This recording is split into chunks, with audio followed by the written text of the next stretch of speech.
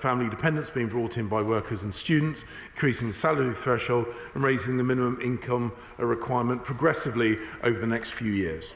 Martin Vickers. I thank my right honourable friend for his reply. He will know that the net migration figures of over 700,000 is completely unsustainable. It represents the creation of 10 new parliamentary constituencies each year if it were to continue. What cooperation does his department have with the public services which have to meet the demands from the newcomers? He is absolutely right that we do need to be conscious of the impact on local populations and local authorities from the level of net migration. We recognise the figure is too high. We are taking action to bring that figure down. We work closely with other government departments in delivering on that. But I'm struck that whilst the opposition front bench criticise the headline figure, the other opposition benches also oppose every single step that we take to bring that figure down. So David Evan. Thank you, Mr. Speaker. I commend my right honourable friend, the Home Secretary, and the Minister for Legal Migration for all their work towards delivering on our manifesto commitment to reduce net migration. My constituents are now looking for the results of all their hard work. However, could he outline how his new legal migration package makes the most of our post-Brexit points-based immigration system?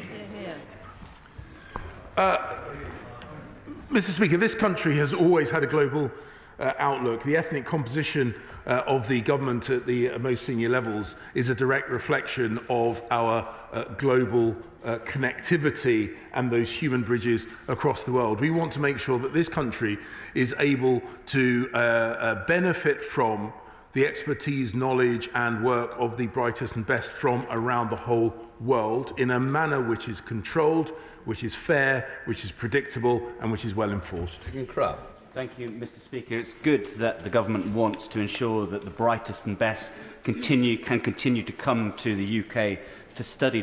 But does my right honourable friend recognise that the changes to the family dependent rules for students risk causing enormous damage to some of our elite business schools who compete in the global marketplace for experienced, outstanding professionals? And what is he doing to work with the sector to try and overcome some of these challenges that are being created for them?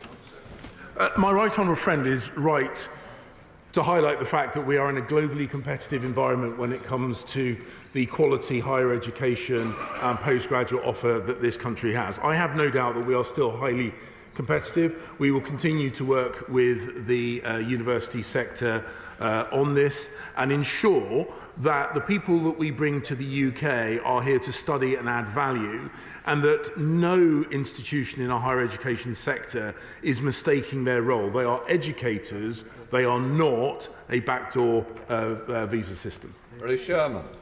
Mr. Speaker, can I beg the Home Secretary to spread his more enlightened views that he's just announced to some of his colleagues?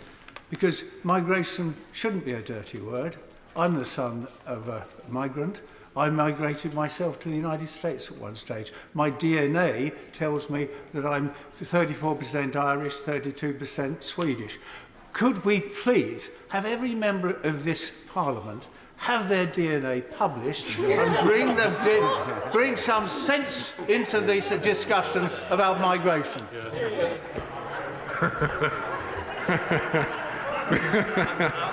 Mr. Speaker, I'm not sure the government is able to compel such widespread disclosures. Perhaps IPSA might have a view on such things. I'm immigrant stock on both sides of my family. My mother came to the UK in the 1960s. My father's family came to the UK in 1066.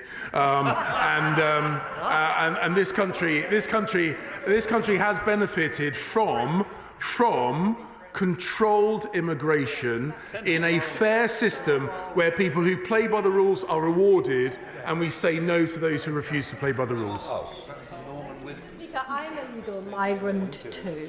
Bath has a vibrant hospitality industry that caters to local people and tourists from all over the world, but many of our hotels, restaurants, bars and pubs already struggle to find enough staff or under threat of closure or reduced working hours.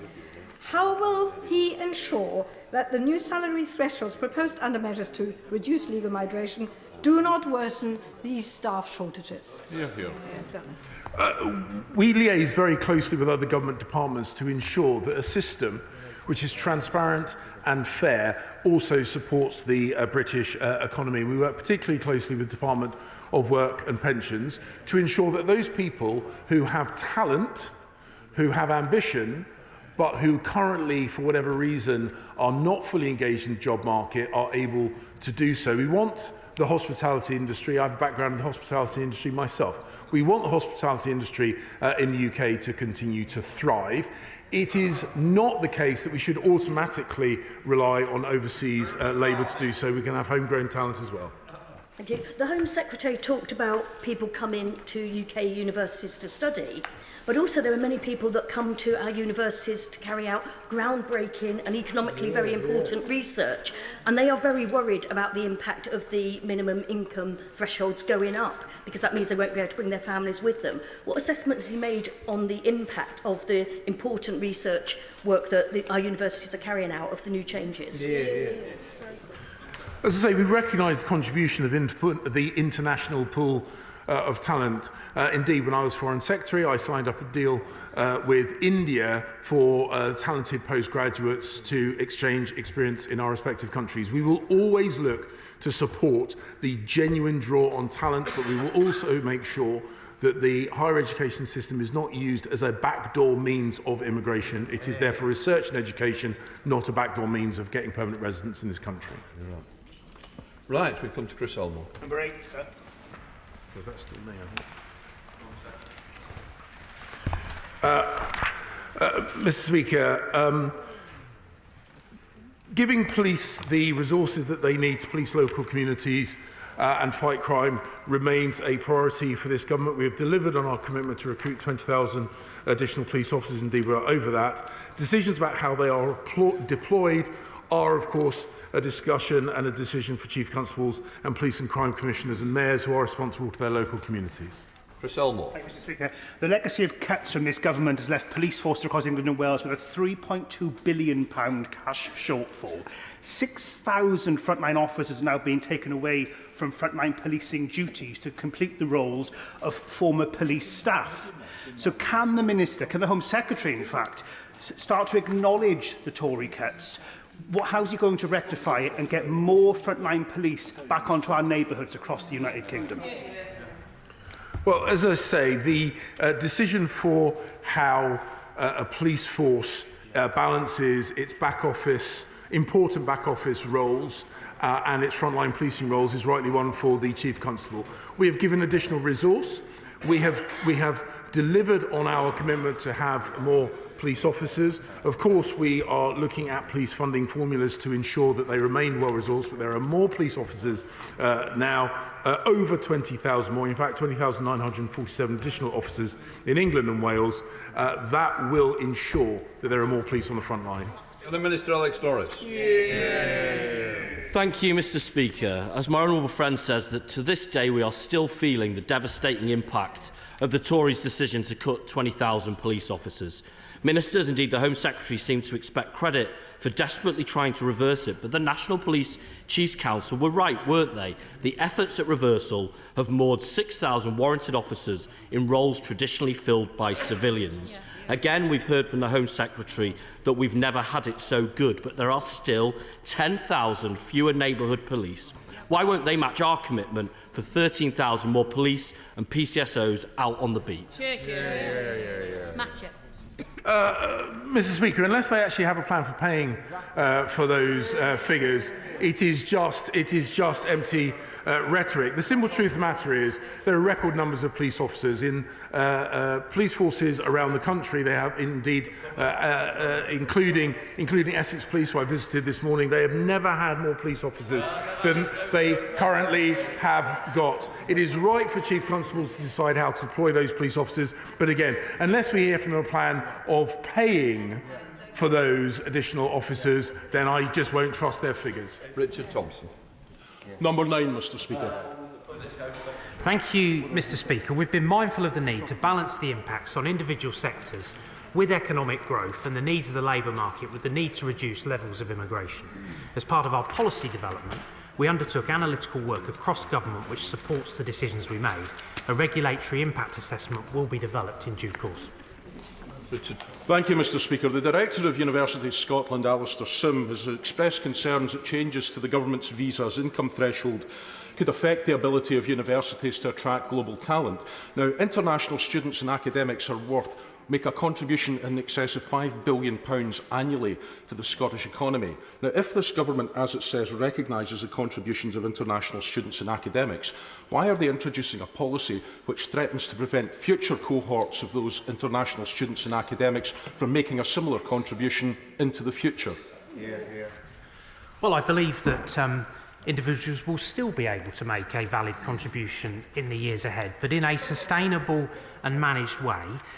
There are no immediate plans to introduce further exemptions to the increased salary threshold, but the salary discounts remain in place presently.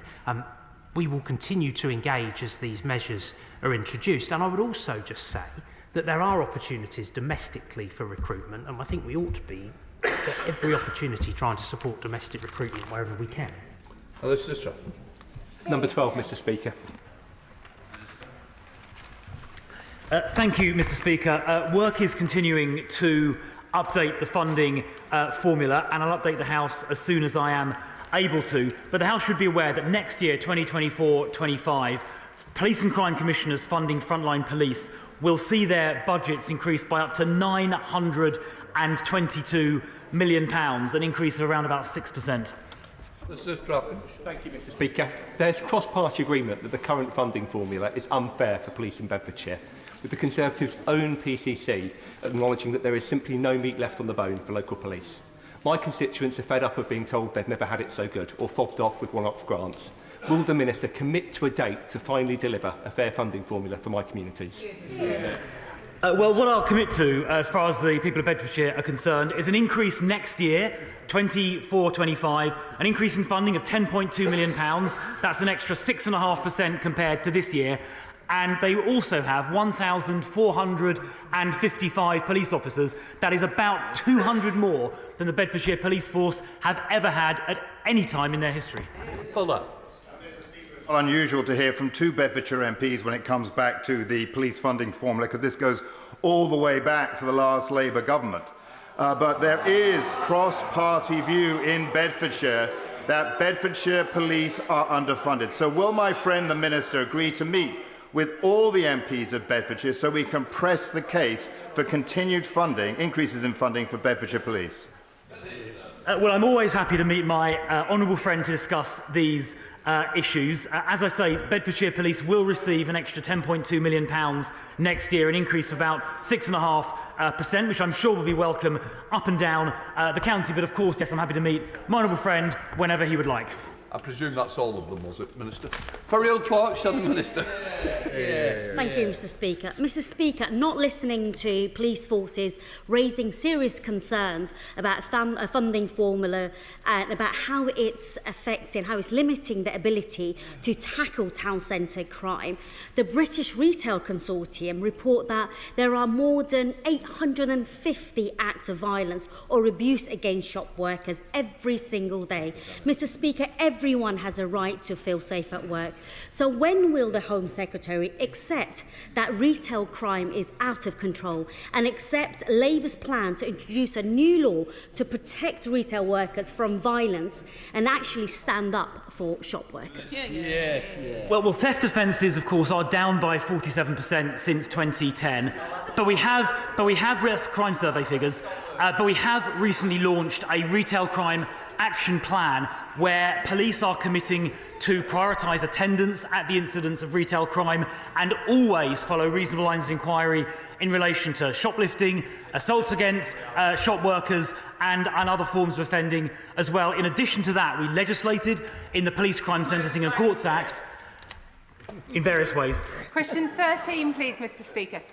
Mr Speaker, with permission, I will answer question 13 and 16 together. This government recognises the impact of neighbourhood crime. It's the crime that most affects people's confidence, both that of individuals, businesses and communities. The strategic response to this is evidence-based and targeted, and getting policing right in this area is incredibly important for maintaining community confidence. Thank you, Mr. Speaker. I've seen for myself how successful the government's Safer Streets Fund was in Barnstaple, and I'm delighted it's to be extended into Ilfracombe this year. Can my right honourable friend ensure that councils have the funding to help support these schemes? Well done. Very good. I thank my honourable friend for highlighting this point. I'm very proud of the fact that since 2010, neighbourhood crime is down by 51% because of the kind of interventions that she has highlighted. I can reassure her that we will continue to look at what works, we will continue to fund and support, and we will continue to make every effort to drive down neighbourhood crime even further. Thank you, Mr. Speaker. Police numbers across Devon and Cornwall are at record levels and they deserve our praise. In a recent survey, my constituents in East Devon said tackling neighbourhood crime is an absolute priority. That's ranging from burglaries to thefts from vehicles. Can my right honourable friend outline what progress this Conservative government has made on cracking down on neighbourhood crime? Well, I'm very pleased that his local community are feeling the positive impact of the decisions we made. And since coming into government, we have seen serious violence reduced by 26% since the start of this Parliament. We have also seen neighbourhood crime down by 27% since the start of this Parliament. 36% reduction in domestic burglary, 18% reduction in vehicle-related theft, 61% decrease in robbery, 18% decrease in vehicle-related theft. We've reduced homicide by 15%. We have seen action on drugs, and we are committed to go. I've got the same to the Minister, please. You were very slow at the beginning, and you're not going to be slow at the end, I'm sure. Rachel Maskell. Thank you, Mr. Speaker. On Friday, I visited 5 co-op stores. Every single one of them had a daily experience of theft, one losing £35,000 worth of goods over 6 months, and staff experiencing assaults. In the light that Labour are introducing 13,000 more community policing and retail crime law, what is the Minister really doing? Because clearly his plan isn't working. Mr. Speaker, we have a retail crime action plan. We have ensured that assaults against shop workers is an aggregating factor, and we have made it clear to police forces across the country that we expect them to take action on neighbourhood crime like this, and that they will pursue every reasonable line of inquiry. We are absolutely determined to drive down retail crime. Question 17, Mr. Speaker. Thank you, Mr. Speaker. The objective of the Safer Streets Fund and the Safety of Women at Night Fund is to enhance public safety in a direct and targeted way, neighbourhood by neighbourhood. Since 2020, the government has invested £150 million across the 2 funds, and the evaluation of round 1 of the Safer Streets Fund, which was published in January of last year, showed that the investment was boosting trust in the police and making communities feel safer. Thank you, Mr. Speaker. Does the Minister justify the government cut of 38% of funding for projects to reduce violence against women and girls in Merseyside? And one project will have to cease. Well, what I can tell the Honourable Lady is that under the Safer Streets Fund, £3.9 million has been allocated to Merseyside, including a project at St Helens Town Centre. Let me remind her very gently of what it's funding. It's gone towards lighting, signage, improvement to taxi ranks, and one of the most radical measures of all is that it provides women with a free taxi service home, where the Safer Streets Fund will reimburse the taxi driver for the money they would otherwise not have received, so that a woman doesn't have to find herself standing at a windy bus stop or walking home. Shadow Minister Alex Davis-Jones. Thank you, Mr Speaker. We welcome the Safer Streets Fund, which will go some way to support the nighttime economy, which has been badly hit over 14 years. The government's efforts to tackle spiking are also being completely undermined by the Home Secretary. Spiking is a serious and devastating offence. So why did the Home Secretary therefore think it was appropriate to joke about spiking his own wife? And can he confirm exactly how many drops of Rohypnol does he consider to be illegal? I thank the Honourable Lady for her question. I think it has been widely reported that the Home Secretary was making a joke about not being good enough for his wife. The point is, we are the first government who has actually done something about spiking. It's not a new offence. The measures to change the statutory provisions in the Offences Against the Person Act could have been taken by the last Labour government. And actually the reason we've sought to clarify it in law is because we don't think that enough victims are coming forward. And the reason that we don't think there are enough prosecutions is because the time lag in getting effective toxicology reports, which is why we're investing so much money in rapid drinks testing kits, so that hopefully we'll be able to get the tests done on site, on the night, and get more of these offenders behind bars. We now come to topicals. Kerry McCarthy. Question number 1, Mr Speaker. Mr Speaker, this year the Home Office will continue to build on our progress on the public priorities. A 36% fall in small boats crossings last year, 86 arrests of small boat pilots, 246 arrests of people smugglers, the biggest ever international operation resulting in 136 boat seizures, 45 outboard motors being seized. We announced the legal migration package, more than 2,000 county lines, drugs lines smashed, the introduction of the Criminal Justice Bill to give the police leaders more powers. We are relentlessly focused on delivering community safety on behalf of the British people. Kerry McCarthy. Now that we actually have the Home Secretary here to answer for himself, can he tell us if he is aware that the police are receiving more than 560 reports of spiking every month? And in December, the Home Office said the reason the crime is so prevalent is because it's seen as funny and a joke. How can we really have any confidence in the Home Secretary to deliver action on spiking when he himself thinks it's a joke? Mr Speaker, I am the Home Secretary who has actually introduced action on this. On my first week in the job, I visited Holborn Police Station to see the work of the Metropolitan Police there, tackling violence against women and girls. I made it clear to the Home Office that my priority was the protection of women and girls. I am taking action on this issue, and I'm absolutely determined to continue to do so. Nigel Wills. I'm sure the Home Secretary would agree that anti-extremism training in government departments is extremely important. What more can the government do to ensure it actually is training to tackle extremism and not just anti-government and party bias training? Well, the honourable member will have seen recently a pretty extraordinary report on allegations about extremism and the failure to train properly what is going on in universities around the United Kingdom. There was one recent problematic case where they said it was very hard to define what a terrorist is. But I think we know what a terrorist is, the law knows what a terrorist is, and this government knows what a terrorist is, and that's exactly why we've just prescribed Hizb ut-Tahrir. Shadow Home Secretary Yvette Cooper. Thank you, Mr Deputy Speaker. We welcome the prescription of Hizb ut-Tahrir. 5 more lives were tragically lost in the Channel this weekend. As criminal gangs profit from these dangerous boat crossings, it shows how vital it is to stop them. But we need the Home Office to have a grip. The Home Secretary gave no answer earlier on the 4,000 people he has lost from the Rwanda list.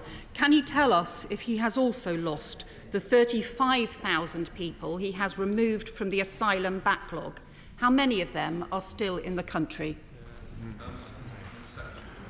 Mr Speaker, I join the Right Honourable Lady in expressing our sadness and condolences for those who lost their life in Channel, reinforcing the importance of breaking the people smuggling gangs. The fact is that we are driving down the numbers of people in the backlog. We are processing applications more quickly. We are ensuring that decisions are made so that those who should not be in this country can be removed either to their own country or safe third country. That is why the Rwanda bill is so very important. That's why we'll continue working on these issues.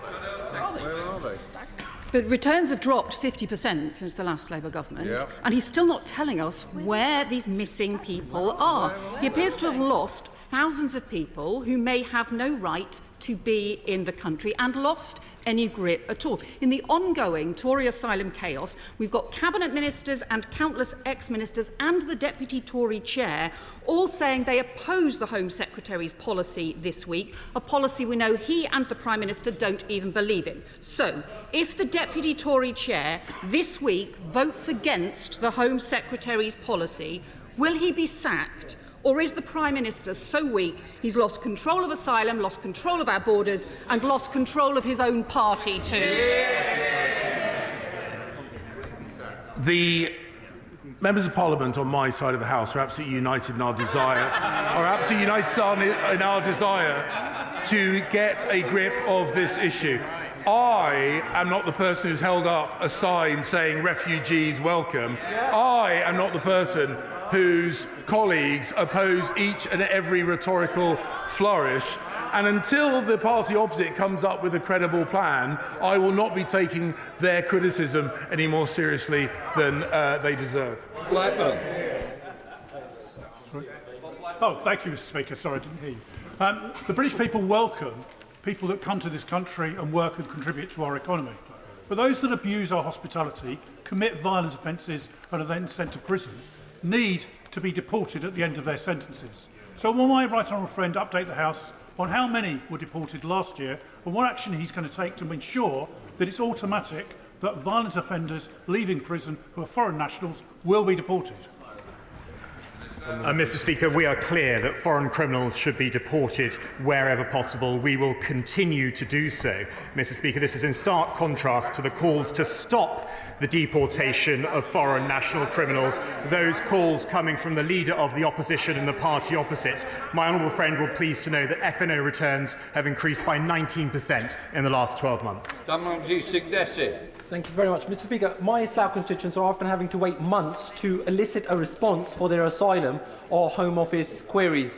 So, Home Secretary, given the Conservative government's persistent failure to effectively manage the asylum system, resulting in an almost 100,000 case backlog and the excessive use of expensive hotels, does he not feel that now is the time to adopt Labour's comprehensive plan, which would end the use of expensive hotels within 12 months and significantly reduce the backlog?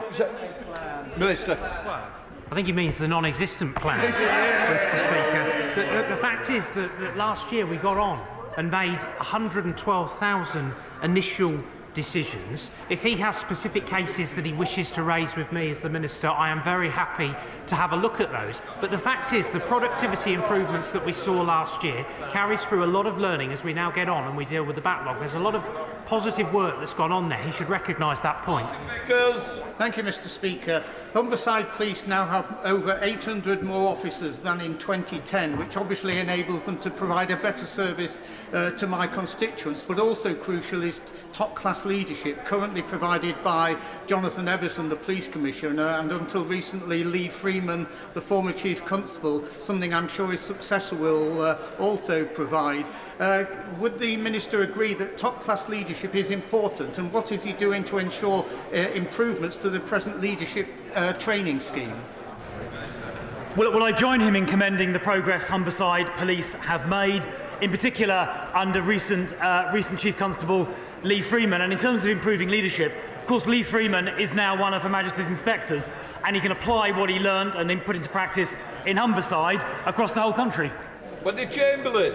Mr. Speaker, on the 17th of October, the Government in the House pledged to make changes to ACRS Pathways 1 and 3. When can the House expect an update and a plan on this? We, of course, are continuing to work very collaboratively across government in terms of the response to the situation in Afghanistan, fulfilling the commitments that we made to provide that sanctuary in the way that all of us want to see. We will come forward and say more about those efforts as soon as we're able. Heard earlier about the effectiveness of the Safer Streets Fund, and Falmouth, in my constituency where most of the students live, recently received £67,000. In addition to that, our brilliant Police and Crime Commissioner Alison Hernandez has been working with Dawn Dines, who helped successfully change the law on spiking. But can my right honourable friend demonstrate to my Truro and Falmouth constituents how these positive changes will improve conviction rates in the Devon and Cornwall area? Well, I thank my honourable friend for her question, and I congratulate her Police and Crime Commissioner for the excellent work that she's doing. She will be aware that we have amended the Offences Against the Person Act so that the offence of spiking is captured specifically and comprehensively in law, in part because we want more victims to come forward. But we are told time and again by the police that the most significant barrier to conviction is the length of time between the offence taking place and a toxicology report being received. Therefore, we are investing in rapid drink testing research so that we hope to bring the testing capacity on site. Very much. UK Hospitality estimate that 95% of skilled worker visas that were gained last year would be lost under the new regulations. Now, that's a vital sector of my local economy in Edinburgh and for Scotland. So when will the government recognise that the revision to the salary level was not sufficient and bring it down to a reasonable level? Well, I disagree with the honourable lady's interpretation of the situation. The fact is that we should be working in a collaborative cross-government way, particularly to support domestic employment wherever that is possible. There are comprehensive steps being taken through the Back to Work plan to help deliver on that, and there are many people here on other routes who are perfectly able to work and with the right support would be doing that, and that's precisely where we're going to focus our efforts. Mr. Speaker, could I ask what steps my honourable friend is taking to provide advice to police forces across the country to help them support communities during the ongoing conflict between Israel and Hamas? Well, my honourable friend is right to ask this question because sadly we've seen an absolutely vile upsurge in anti-Semitism on our streets. We've seen people who claim to be speaking out for equality and justice actually defending people who take slaves, who violate women's and girls' rights, and here in our own country who make the Jewish community feel uncomfortable. That's exactly why this government has committed £18 million to the Community Safety Trust, and very sadly we've also had to commit £7 million to academic security. Sadly, there has been a massive increase in anti-Semitism in universities as well, and we are combating all of that. Julian Lewis. How many times must a demonstration in the same cause be repeated week in, week out, before the well-funded organisers become liable to pay for at least part of the policing costs? Mr. Speaker, of course, we recognise that there is legitimacy to public protest. We do also recognise that the unprecedented and unwarranted pressure that this is putting on policing around the country is having an impact on communities. My view is that the organisers have made their point. Repeating it does not strengthen their argument, and unfortunately we're also seeing some deeply distasteful people weaving themselves in amongst those protesters who are protesting on issues that they feel passionate about but whose goodwill is being abused by others. Thank you, Mr. Speaker. Could the Home Secretary urgently meet with his right honourable friend and neighbour, the member for Braintree, I think he's Braintree, sorry, I can't remember the seat. Anyway, the member whose surname is Jenkin, to speak about why it is that when the whole House passed the Public Order Act with an amendment to have safe access zones for women using abortion clinics, it's now subject to consultation which would gut that legislation. Can he meet with us urgently? It's due on the 22nd of January, and it wouldn't actually do what all MPs from this House voted for. I will endeavour to find out the details of the point the honourable lady made. She will write to me on this issue. Final question, Tim Lawton. Thank you, Mr. Speaker. Mr. Speaker, last week the Home Secretary produced a report on safe and legal routes to comply with Section 61 of the Illegal Migration Act and the amendment I tabled last year. It's very long and generous on the existing legal routes, but can he tell me how my 16-year-old orphan from a East African country with links to the UK who is a genuine asylum seeker will be helped to come legally and safely to the UK by what the government has published so far? Well, my honourable friend is, of course, a very passionate advocate on this issue. We had a conversation last week about this very point. The fact is that since 2015, we've welcomed over 500,000 people through our safe and legal routes. We are introducing the cap precisely because we want to see that generosity extended in the years ahead, but the pressures of illegal migration in particular make that very, very challenging and very difficult. But this is precisely the sort of issue that I want to study with him as we move forward with the cap, to make sure that we do continue to help the most vulnerable people from around the world, working particularly with the UNHCR and others. That completes questions.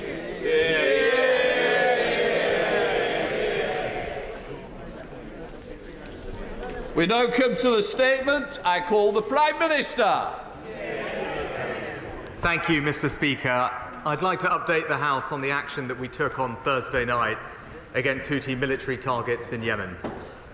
Since the 19th of November, Iran-backed Houthis have launched over 25 illegal and unacceptable attacks on commercial shipping in the Red Sea. And on the 9th of January, they mounted a direct attack against British and American warships. They fired on our ships and our sailors. It was the biggest attack on the Royal Navy for decades. And so we acted. We did so in self-defence, consistent with the UN Charter, and to uphold freedom of navigation, as Britain has always done. Alongside the United States, with support from Australia, Bahrain, Canada, and the Netherlands, we ordered the RAF to strike 2 Houthi military facilities in Yemen. I want to be clear that these were limited strikes. They were carefully targeted at launch sites for drones and ballistic missiles to degrade the Houthis' capacity to make further attacks on international shipping. I can tell the House today that our initial assessment is that all 13 planned targets were destroyed. At the drone and cruise missile base in Barney, 9 buildings were successfully hit. A further 3 buildings were hit at Abs Airfield, along with a cruise missile launcher caught in the open. We have seen no evidence thus far of civilian casualties, which we took great care to avoid. I know the whole House will join me in paying tribute to the incredible bravery and professionalism of all our servicemen and women. The need to maximise the security and effectiveness of the operation meant that it was not possible to bring this matter to the House in advance. But we took care to brief members before the strikes took place, including you, of course, Mr. Speaker, and the Leader of the Opposition, and I've come to the House at the earliest possible opportunity. Mr. Speaker, I do not take decisions on the use of force lightly. That's why I stress that this action was taken in self-defence. It was limited, not escalatory. It was a necessary and proportionate response to a direct threat to UK vessels and therefore to the UK itself. And Mr. Speaker, let me be absolutely clear why the Royal Navy is in the Red Sea. They are there as part of Operation Prosperity Guardian, protecting freedom of navigation as a fundamental tenet of international law. The Houthis' attack on international shipping have put innocent lives at risk. They have held 1 crew hostage for almost 2 months, and they are causing growing economic disruption. Global commerce cannot operate under such conditions. Containers and tankers are having to take a 5,000-mile detour around the Cape of Good Hope. That pushes up prices and imperils the passage of goods, foods and medicines that the British people and others rely on. We have attempted to resolve this through diplomacy. After numerous international calls for the attacks to stop, a coalition of countries gave the Houthis a clear and unambiguous warning 2 weeks ago. Last week, the UN Security Council passed a resolution condemning the attacks and highlighting the right of nations to defend their vessels and preserve freedom of navigation. Yet, the Houthis continued on their reckless path. Mr. Speaker, we shouldn't fall for their malign narrative that this is about Israel and Gaza. They target ships from around the world. We continue to work towards a sustainable ceasefire in Gaza and to get more aid to civilians. We also continue to support a negotiated settlement in Yemen's civil war. But I want to be very clear that this action is completely unrelated to those issues. It is a direct response to the Houthis' attacks on international shipping. And we should also recognise the risks of inaction. It would weaken international security and the rule of law, further damage freedom of navigation in the global economy, and send a dangerous message that British vessels and British interests are fair game.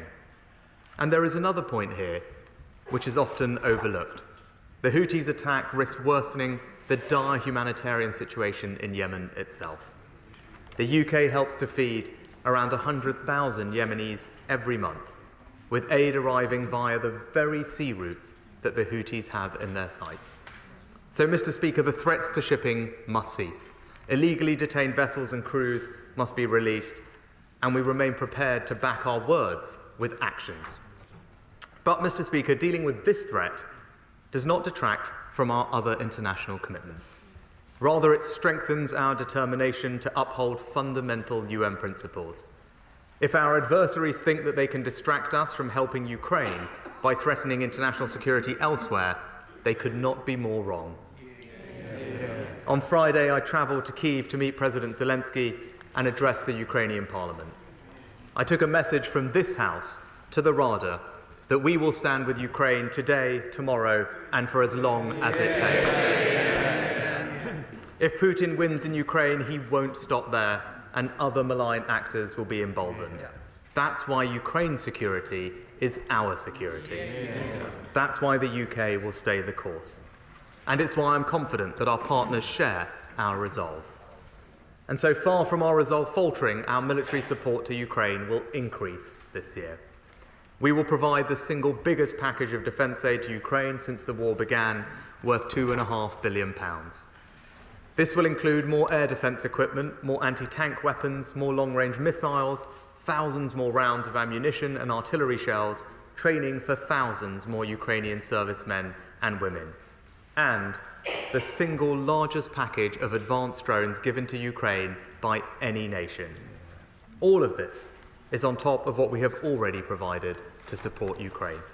In total, since the war began, the United Kingdom will have provided almost £12 billion of aid to Ukraine. We were the first to train Ukrainian troops, first in Europe to provide lethal weapons, first to commit main battle tanks, first to provide long-range missiles, and now we are the first to keep the promise made at the last year's NATO summit, alongside 30 other countries, to provide new bilateral security commitments. Mr. Speaker, Ukraine's rightful place is in NATO, and NATO will be stronger with Ukraine in it. But these commitments will help bridge the gap until that day comes. Under the new agreement that we signed with President Zelensky, we are building Ukraine's military capabilities, and if Russia ever invades Ukraine again, we will provide swift and sustained assistance, including modern equipment across land, air and sea. Together with our allies, the UK will be there from the first moment until the last. For all of this, Mr. Speaker, I bring a message of thanks from President Zelensky to the British people. And today I hope that this House will join me in sending a message back to the Ukrainian people that we stand together as one in support of these firm commitments. We are building a new partnership with Ukraine, designed to last 100 years or more. Yes, it's about defence and security, but it's also about trade, investment, culture, and more. And there could be no more powerful sign of our unique bond than Ukraine's decision to adopt English as the language of business and diplomacy. And so through the British Council, we're going to fund English language training for the Ukrainian people. So, Mr. Speaker, in dangerous times, we are investing in defence, hardening our critical infrastructure, building our alliances, and we are resolute in our principles. International security, the rule of law, and freedom to determine your own future. An attack on those principles is an attack on everything that we believe in and on which our lives and livelihoods depend. As the home of parliamentary democracy and a leader in collective security, it is our responsibility to defend those principles and to defend our people. That is who we are. That is what Britain does and will always do. and I commend this statement to the House. We now come to the Leader of the Opposition, Keir Starmer. Thank you, Mr. Speaker, and can I thank the Prime Minister for the secure briefing last week and for advance copy of his statement. Mr. Speaker, let me reiterate that Labour backs this targeted action to reinforce maritime security in the Red Sea. We strongly condemn the Houthi attacks that are targeting commercial ships of all nationalities, putting civilians and military personnel in serious danger, including British forces. The Houthi attacks are unacceptable, illegal, and if left unaddressed, could lead to a devastating rise in the cost of essential food in some of the poorest countries. And, Mr. Speaker, the international community clearly stands against the Houthi attacks. Alongside the UK and the US, 4 other countries were involved in non-operational support. Over a dozen nations are part of the Maritime Protection Force in the Red Sea, and many others support the recent UN Security Council resolution, which condemns the Houthi attacks in the strongest possible terms. The UK strikes were limited, targeted, and did everything possible to protect civilian lives. That is a proportionate response. Mr. Speaker, military action must, of course, always be underpinned by a clear strategy, and it's the role of this House to ask the right questions. So I ask the Prime Minister, what confidence does he have that his stated objectives have been met? What process will he follow in the face of continued Houthi attacks? What efforts are underway to maintain the support of the international community? And can he confirm that he stands by the Parliamentary Convention that, where possible, military interventions by the UK government, particularly if they're part of a sustained campaign, should be brought before this House? Scrutiny is not the enemy of strategy. Because while we back the action taken last week, these strikes still do bring risk. We must avoid escalation across the Middle East. So can the Prime Minister also tell us how the UK will work with international partners so that our rightful actions are not used as an excuse by those who seek to expand violence throughout the wider region, or indeed reanimate the conflict in Yemen itself? Nonetheless, Mr. Speaker, our armed forces across the region are showing the highest professionalism and bravery, both in defending commercial shipping and this targeted action. We thank them, we are proud of them. They continue to show that Britain is a force for good. As does, Mr. Speaker, the UK's unwavering unity in support of Ukraine and against Russian aggression. On these benches, we have backed all military support. So again, we back the Prime Minister's announcement of £2.5 billion for Ukraine next year. And we strongly support the agreement on security cooperation. This will give Ukraine vital confidence to plan for the year ahead. I hope it becomes a template for other allies to follow, and that Ukraine, in time, will become a full member of NATO. Because, Mr. Speaker, to those listening in Kyiv, Moscow, or elsewhere in the world, let me be clear. Whoever is in government in Britain, the UK will stand with Ukraine for as long as it takes. Returning to the Middle East, it is now over 100 days since the brutal events of October the 7th. Israel's right to self-defence is fundamental, as is its duty to comply with international law. And the longer this conflict in Gaza rages, the more the risk of escalation throughout the entire region. On the Israel-Lebanon border, we must urge constraint. We must make it crystal clear to all parties that the UK does not support this conflict extending further in Lebanon. While within Israel and Palestine, in the West Bank, settler violence must stop immediately. And in Gaza, we need a humanitarian truce now, not as a short pause, but as the first step on a road away from violence. The need for a sustainable ceasefire is clear: to stop the killing of innocent civilians, to create the space for the return of all the hostages, and to provide urgent humanitarian relief, to protect against disease and ward off a devastating famine.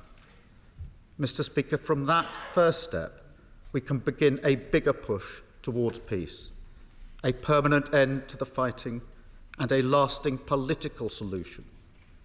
The hope of the two-state solution is fragile, but it is still there, and we must fight for it, just as we must also remain resolute in the face of aggression which threatens global security, whether that's in Europe or the Red Sea. Thank you, Mr. Speaker. Prime Minister. Can I thank the right honourable gentleman for his support of the action that we've taken? And I think he's absolutely right to highlight the international coalition that over recent weeks has called out the Houthis' behaviour, culminating in the UN Security Council resolution strongly condemning the attacks, which he rightly referenced. Our stated aim was to degrade and disrupt the Houthis' capability to launch attacks like this on civilian shipping. As I indicated, our initial assessment that those strikes that we conducted have been successful in the specific targets that were selected during the strikes. Obviously, that's an initial assessment, but that remains our case at the moment. And more generally, what we want to see is a reduction of tensions in the region and a restoration of stability. That is our stated aim. It's incumbent on the Houthis not to escalate this and continue with what are illegal and unprovoked attacks on civilian shipping, putting innocent lives at risk and damaging the global economy and the prices that British citizens and others will pay for their everyday goods, as the right honourable gentleman rightly pointed out.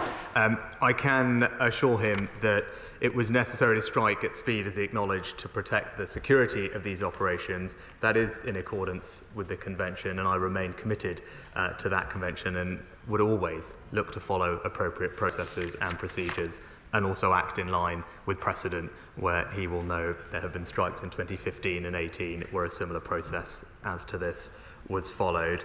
And I can also provide him with the assurance, as he rightly asked, about our international engagement, because there will be malign forces out there that seek to distort our action, to turn it into something that it is not, and it is important that we engage with our allies and those others in the region so they understand what we did and why. And I can provide him with the assurance that we have done that, we'll continue to do that, because it is important that there is no linkage between these actions and anything else that is happening.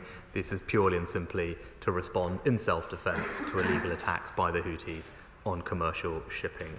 And I also welcome his support for the announcements we made with regard to Ukraine. He is again right to point out the importance of the security commitments that we have signed. 30 countries at the Vilnius summit promised to do so, and again this House should be proud that it's again the United Kingdom leading by being the first country to sign such a commitment, and which I now believe will serve as a template for others to follow.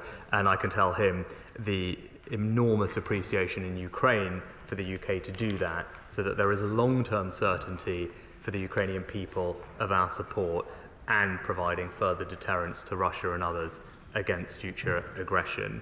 Perhaps in conclusion, Mr. Speaker, the confluence of these two events over the same 24 hours serves to highlight the increasing threats that we face as a country. The global environment is becoming more challenging, more unstable, and it is incumbent on us to respond to those challenges with increased investment in defence, as we are doing, strengthening our alliances, because ultimately we must defend the principles of international law, of freedom and democracy, freedom of navigation that we all hold dear, and this government will always stand ready to do that and to protect the British people. Sir Julian Lewis.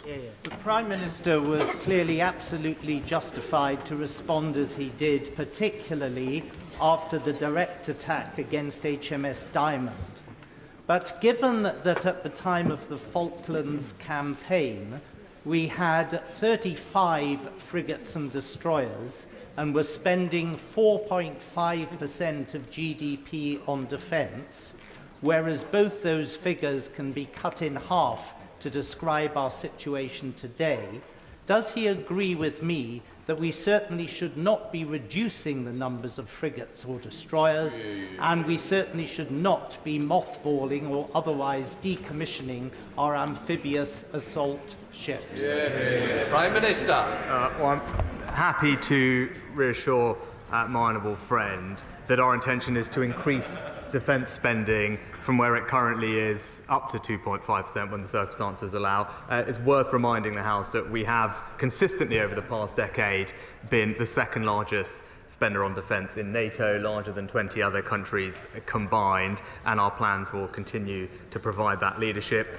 Within that, there is a very strong equipment plan underpinned by the £24 billion extra that the MOD received in its most recent settlement, which for the Royal Navy does include Type 26, Type 31 and Type 32 frigates. And with regard to the specific vessels that he talked about, the Defence Secretary has asked the First Sea Law to plan how the Royal Marine's excellent work can be taken forward so that they have the capabilities that they need to continue their work and to be able to be deployed globally. And when that process concludes, of course, the Defence Secretary will update the House. SNP Leader Stephen Flynn. Yes, thank you, Mr. Speaker. I'd like to begin by echoing the Prime Minister's sentiments in relation to Ukraine. All of us on these benches remain firmly united behind their struggle against Vladimir Putin's Russia. Mr. Speaker, when Sir Walter Scott wrote that in war both sides lose, I'm not quite sure he'd factored into the equation the likes of the Houthis, because they are, of course, the fundamentalists. And unperturbed by the bombing that they have been on the receiving end of from Saudi Arabia for many years, the perceived wisdom would suggest that they are perhaps not just content, but maybe even quite happy to be on the receiving end of American bombs. And it is in that context that that poses an enormous question for all of us in this House as to what comes next. If, as has been suggested through their actions over the course of the last 12 hours or so, the message which we sought to send has not been received, then what do we intend to do? What is the plan? What is the Prime Minister's strategy? Will he come to the dispatch box and, unlike his predecessors in relation to Middle East conflicts in Iraq and Afghanistan and Syria, lay out when and how far he is willing to go in relation to military action?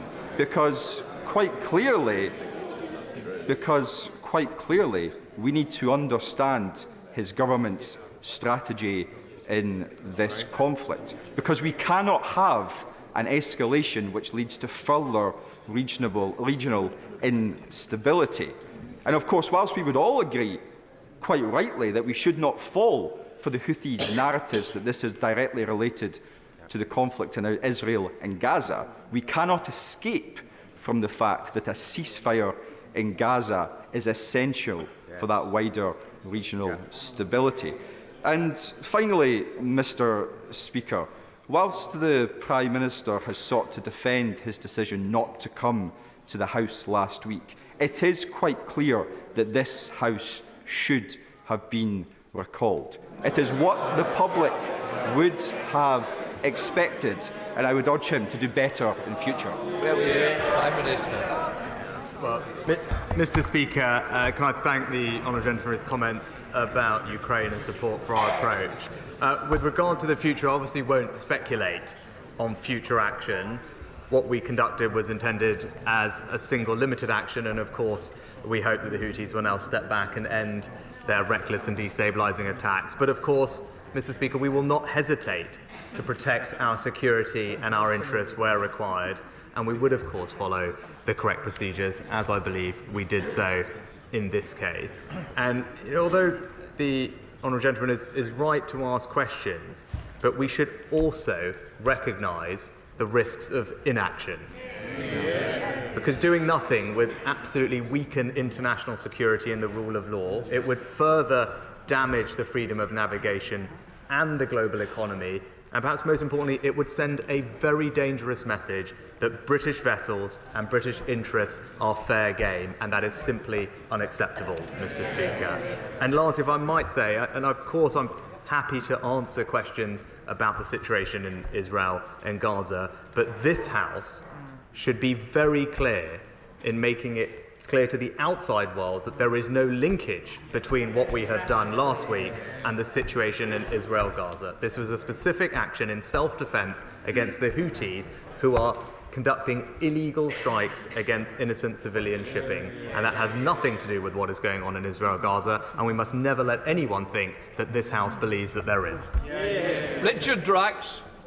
Thank you very much, Mr. Speaker. Can I commend my right honourable friend, the Defence Secretary, for his excellent and wide-ranging speech this morning. He rightly pointed out that we face dangerous times. And can I ask my right honourable friend, the Prime Minister, that while it's important how we spend defence money, it is vital and without doubt that defence needs a lot more money, more than 2.5% in these arbitrary targets, if our brave men and women are going to fight a sustained conflict in the years ahead. Prime Minister. Well, Mr. Speaker, I agree that the Defence Secretary did make an excellent speech earlier, and in that speech he highlighted, as I did, that defence spending has consistently met our NATO obligation. We've been the second largest defence spender in NATO, and in the last settlement, defence received the largest increase of £24 billion since the end of the Cold War, because my friend is right, the threats that we face are increasing. It's right that we invest to protect the British people against those threats, and that is exactly what this government is doing and will continue to do. Ed Davey. Thank you, Mr. Speaker. While not having a vote in this House is regrettable, Liberal Democrats support limited strikes against the Houthis to open international shipping lanes. But we cannot lose sight, Mr. Speaker, of the fact this region is a tinderbox. Attacks on US soldiers in Syria and Iraq, the terrorism of Islamic State in Iran, the rockets of Hezbollah, the Israeli drone strikes in Beirut, all stemming from the horrifying conflict in Israel and Gaza. So can the Prime Minister set out what conversations he has had with our NATO and European allies, but also leaders of Gulf countries, to ensure that these limited strikes remain limited? Prime Minister. Mr. Speaker, of course, as I said, we are extensively engaging with our international partners, including our Gulf allies. I recently spoke to the President of Egypt just last week and will continue to do so. But again, I say this, it's important that no one takes away that this House believes on any side that there is a linkage between direct action in self-defense against the Houthis and the situation in Israel-Gaza. They are entirely distinct. We will do everything we can to bring more aid into Gaza, to make sure that we work hard for a sustainable ceasefire, and that is separate to our ability and necessary duty to defend our interests and our people. Sir Liam Fox. Thank you, Mr. Speaker. Can I commend the Prime Minister for his firm and principled response to events in the Red Sea? But with their support for Hamas, Hezbollah and the Houthis, is it not clear that Iran will do anything to stop lasting peace between Arab states and Israel, because the Iranian regime believes that Israel should not exist at all? Is not a real defeat for Iran to see them isolated by meaningful resolution of the Palestinian issue, the supercharging of the Abraham Accords process to bring peace and stability to the region, all underpinned by international resolve to confront Iran's proxies wherever they threaten our interests and our values? Well, can I thank my honourable friend for his excellent remarks, but also for the work that he does on the Abraham Accords, which has done much to bring more peace and stability to the region. And he's right that the behaviour of the Iranian regime poses a significant threat to the safety and security of the UK and our allies, and ensures regional instability where we want to see more peace and stability. I can assure him that we are keeping abreast of all the risks in the area, and that's why the Royal Navy last year and the year before continues, for example, to interdict illegal arms smuggling by the Iranians to the Houthis, and we will continue to keep in close contact with our allies to take all measures that we can to protect our people and ensure that the Iranians' destabilising influence in the region is reduced to the best extent possible. Priti Patel. Thank you, Mr. Speaker. I thank the Prime Minister for his statement, and he's been absolutely crystal clear in the need to degrade the capabilities of this terrorist organisation, the Houthis, that are causing havoc in the Red Sea. He will also know that Yemen is one of the poorest countries in the world, suffering a mass humanitarian crisis with over 21 million people in need of humanitarian need and support. Can I ask the Prime Minister, what will he do to ensure that they are not engulfed all over again, particularly the civilians of Yemen, in a mass humanitarian catastrophe? Minister. Can I thank my right honourable friend for raising an incredibly important point and reassure her in the House that, and she will know this from her own experience, that we are steadfast in our support to the Yemeni people as one of the largest donors of life-saving aid to the UN appeal. We've also committing, I believe, £88 million in this forthcoming year. Over the last several years, we've committed £1 billion, and that will help to providing food for at least 100,000 people every month and deliver life-saving healthcare through 400 facilities. The Yemeni people are suffering, and we are doing everything we can to alleviate that suffering. Ron Speller. Thank you, Mr. Speaker. Earlier this century, with the threats of access to the Suez Canal from Somali piracy, the international community united with a widely based task force to successfully suppress it. Now the Houthis are threatening the lives of seafarers and international navigation, trade and the jobs that depend on it. Will he also seek to work to get the widest possible international task force to deal with this? And will he also support the people of South Yemen who want nothing to do with these terrorists? Minister. Well, the honourable gentleman is right about the necessity of building international coalitions. I'm pleased to say that is happening. Operation Prosperity Guardian, which we are proud to be a partner of, is upholding freedom of navigation in the region. And as has been mentioned as well, the UN Security Council resolution that was passed on the 10th of January, I think, is instructive in this sense. It very strongly condemns, as it condemns in the strongest terms, the Houthi attacks, demands that they immediately cease all attacks, and notes the right of member states to act in accordance with international law to defend their vessels. He will also have seen the statement published by around a dozen of our allies before and after the strikes, and that will hopefully reassure him that there is broad international support for what we are doing and calls on the Houthis to desist what they are doing. Liz Saville-Roberts. I represent a constituency with a proud maritime tradition, and families are anxious for commercial shipping staff whose jobs take them through the Red Sea. A scramble towards military action is endangering UK seafarers in the Red Sea. Maritime unions are calling for not just more protection, but they stress the need for coordinated diplomatic efforts to resolve the crisis. After today's attack on a ship, can he explain to seafarers how dropping bombs will lead to a de-escalation of a situation which is already endangering their safety? Prime Minister.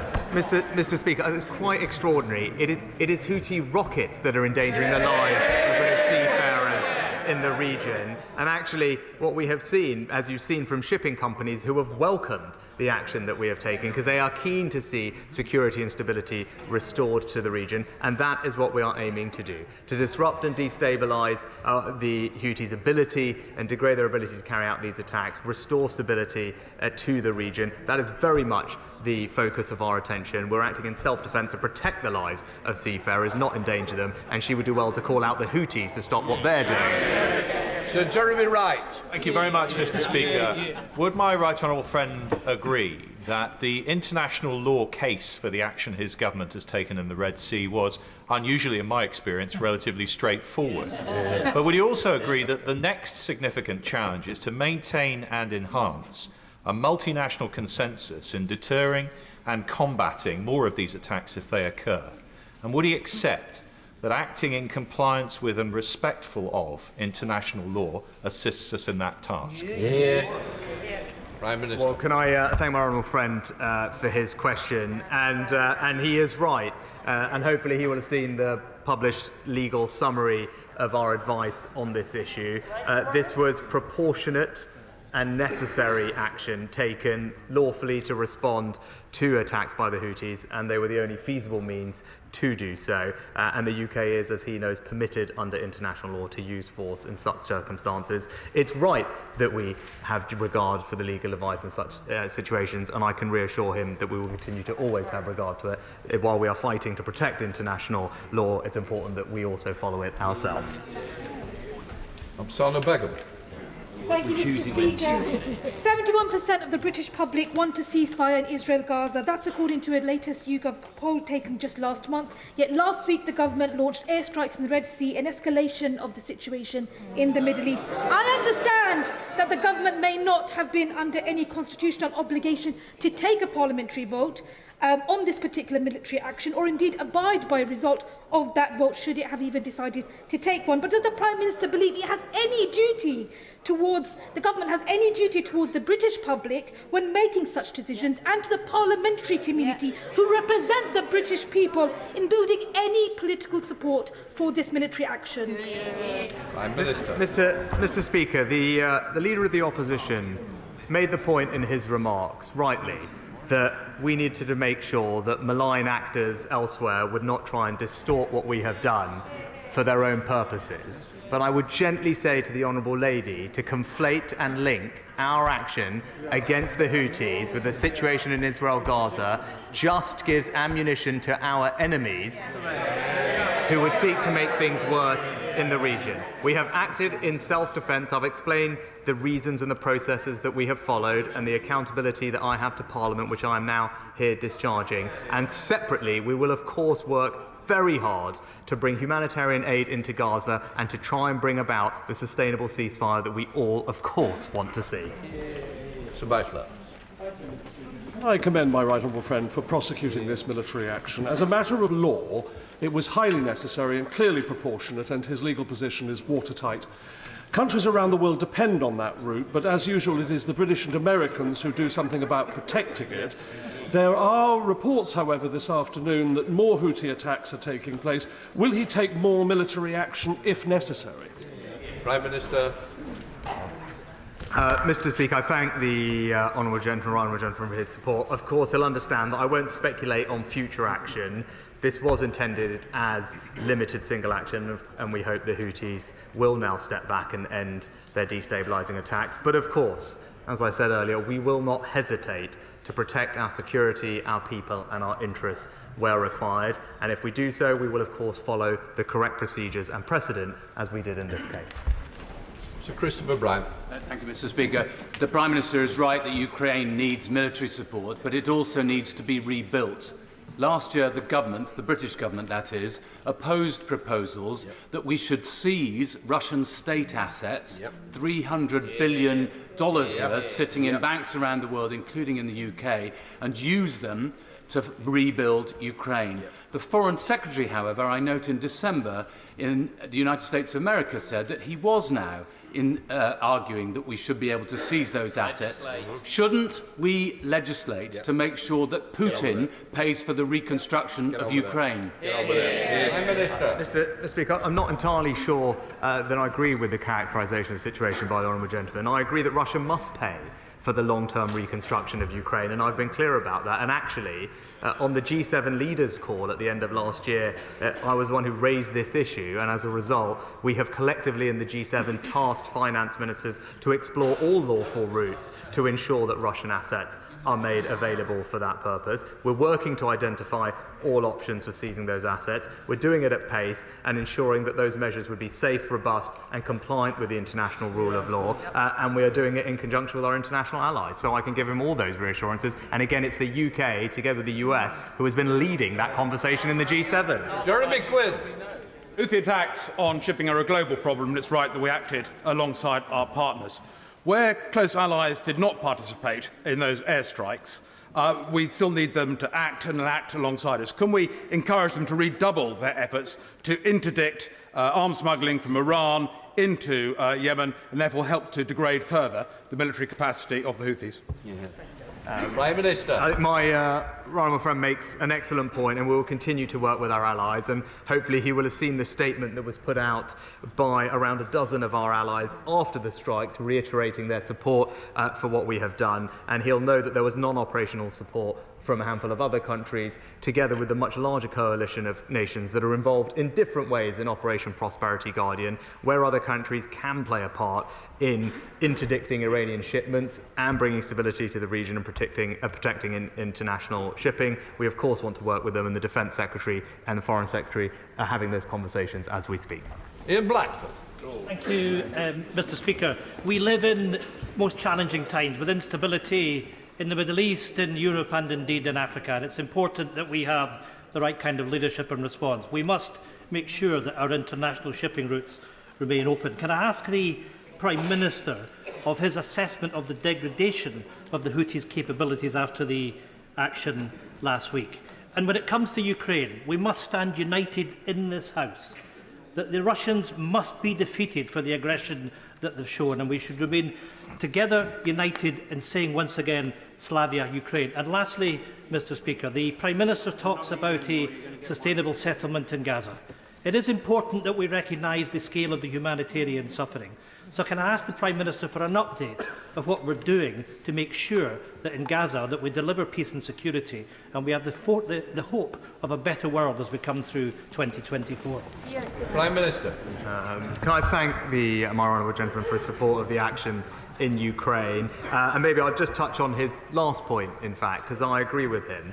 We're, of course, concerned about the devastating impact of the conflict in Gaza on the civilian population. Too many people have lost their lives already, and there is a desperate need for increased humanitarian support into Gaza. I'm pleased that the UK is playing a leading role. We've tripled our aid. Recently, the Foreign Secretary appointed a humanitarian envoy into the region to address some of the blockages, and just recently we delivered our first maritime shipment of aid into Egypt, over 80 tonnes of new aid. And when I spoke to Prime Minister Netanyahu, I impressed upon him, obviously, the importance of increasing the flow of trucks, but crucially, if we can, to open up extra crossings into Gaza so we can increase the flow of aid. We will continue to press on Israel to do that so we can bring more relief to people who are suffering a great deal.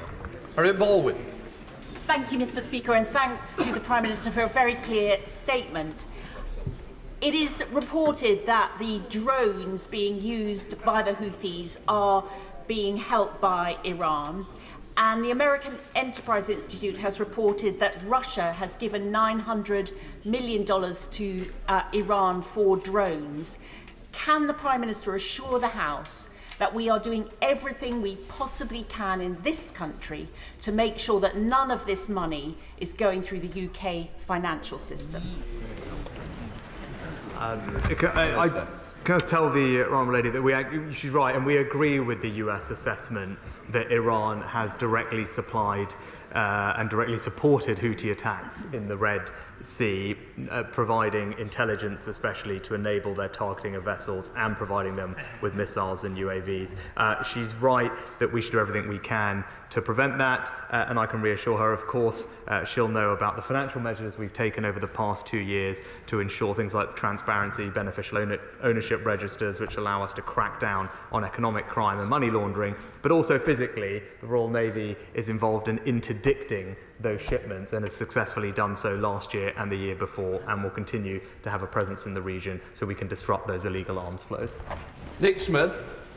Mr. Speaker, it's a critical time internationally, but we have a staffing crisis in our Navy. So can we do more to boost recruitment of sailors with STEM qualifications, and when will we see our Navy back up to full strength? Prime Minister. Mr. Speaker, I would say our Royal Navy is one of the top 5 in the world. It's capable of operating in all of the world's oceans simultaneously, and is one of only 2 countries to provide, or it has been proven to operate 5th-generation jets from the sea.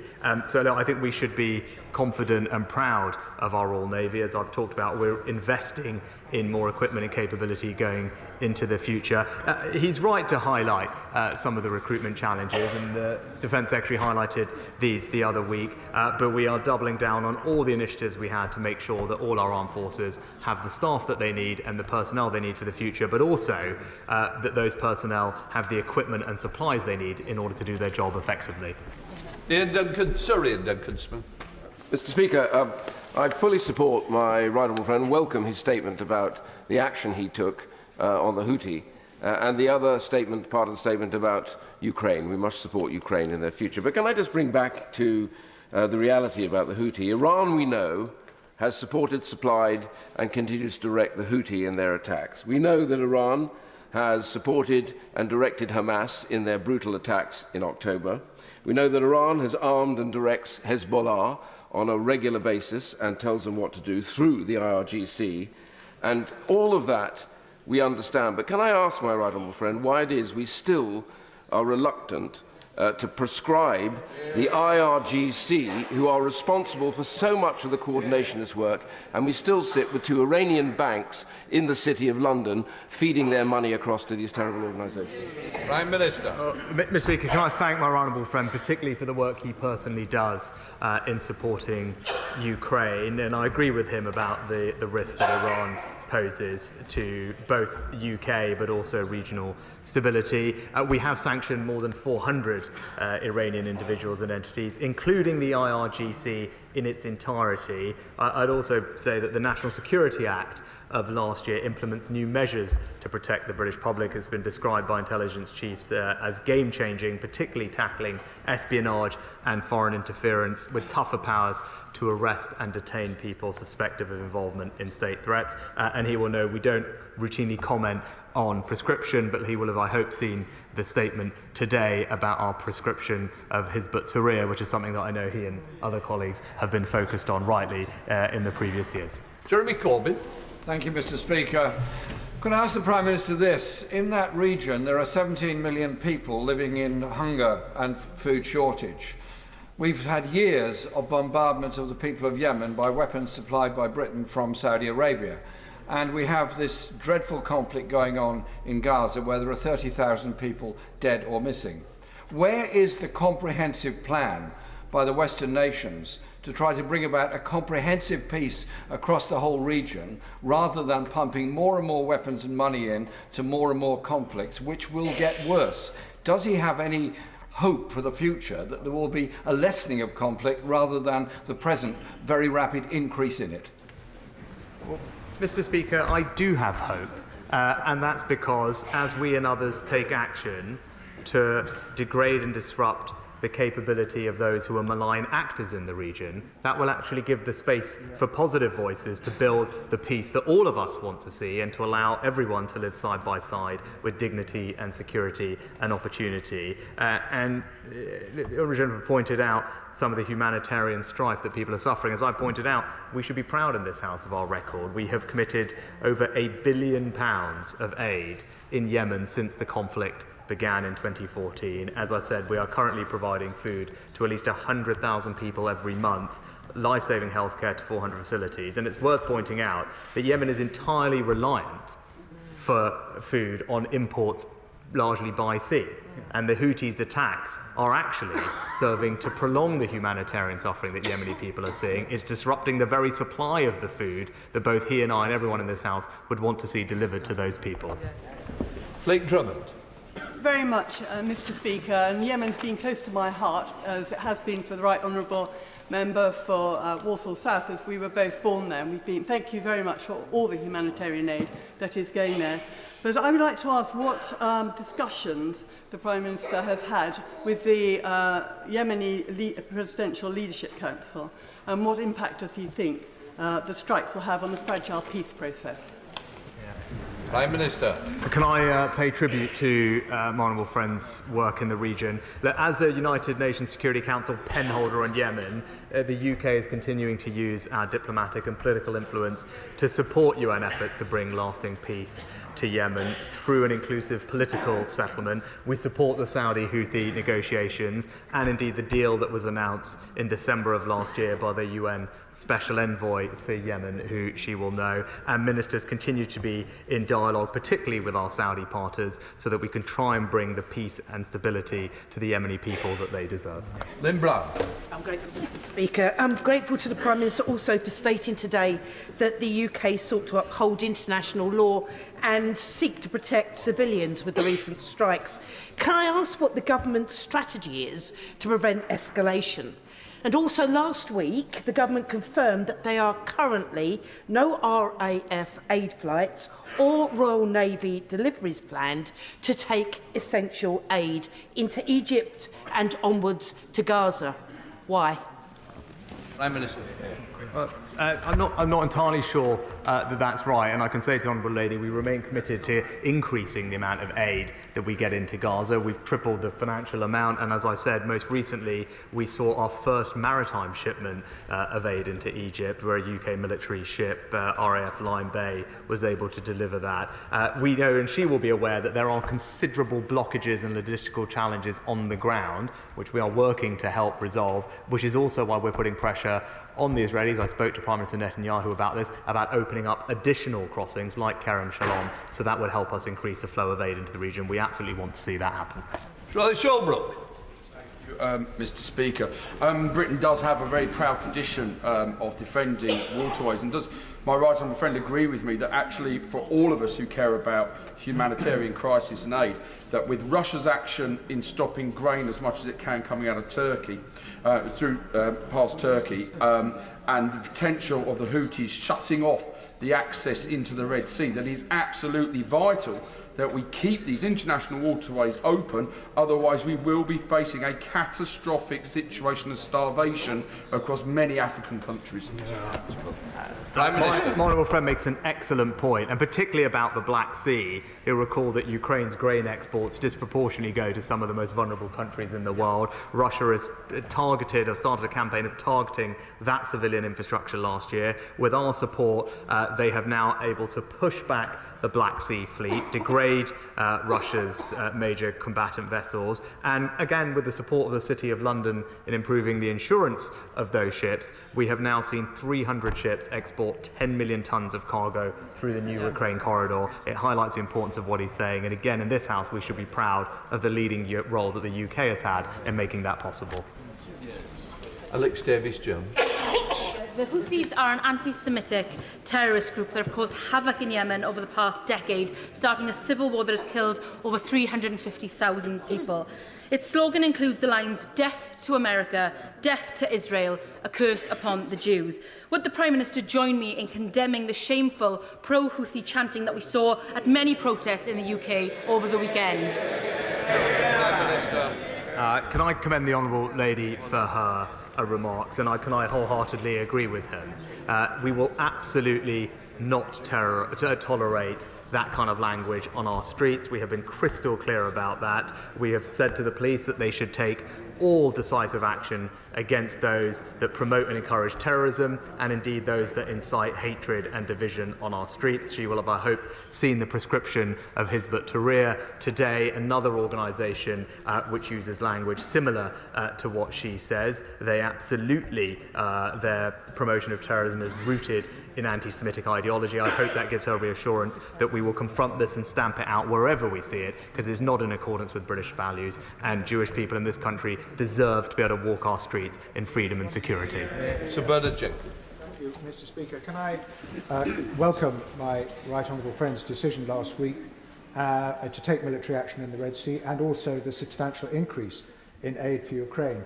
But could he just take this opportunity to reiterate and make it absolutely clear it would be utterly against the national interest and indeed the security interests of the world for the British Prime Minister to be hobbled in the decisions he makes about taking military action by the need to consult in advance? Does he not agree that that responsibility that he bears is intrinsic to his seals of office, and it should not be given up. Minister. I'll thank my honourable friend for his comments. And in this case, it was necessary to strike with speed and protect the security of the operations. And I believe that is in accordance with the Convention and indeed precedent on these matters. And I believe that he's right.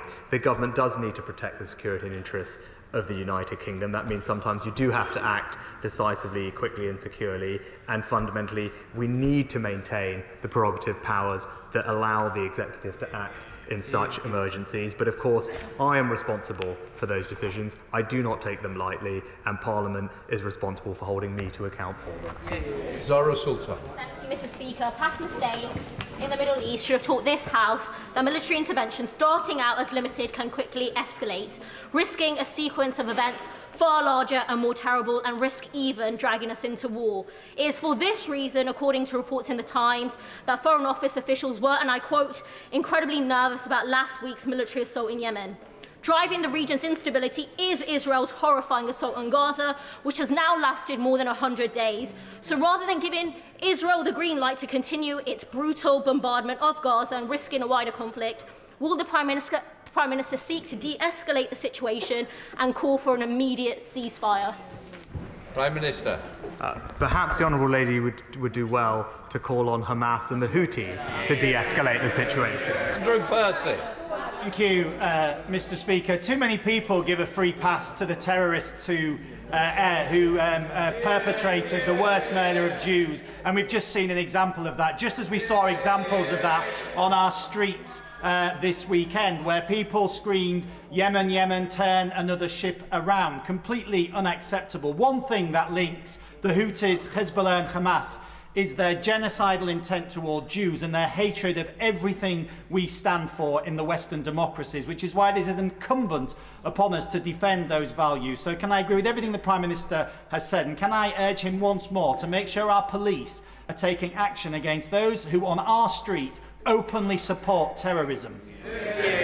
Prime Minister. Well, can I reassure my honourable friend that the police do have extensive powers to arrest those who incite violence or racial hatred. Of course, we keep all laws under review. We're working with the police whether we need to strengthen those powers, but I've been absolutely clear that there must be zero tolerance for anti-Semitism and any forms of racism. We will not stand by when we see that happen, and the police should make sure that those who do that face the full force of the law.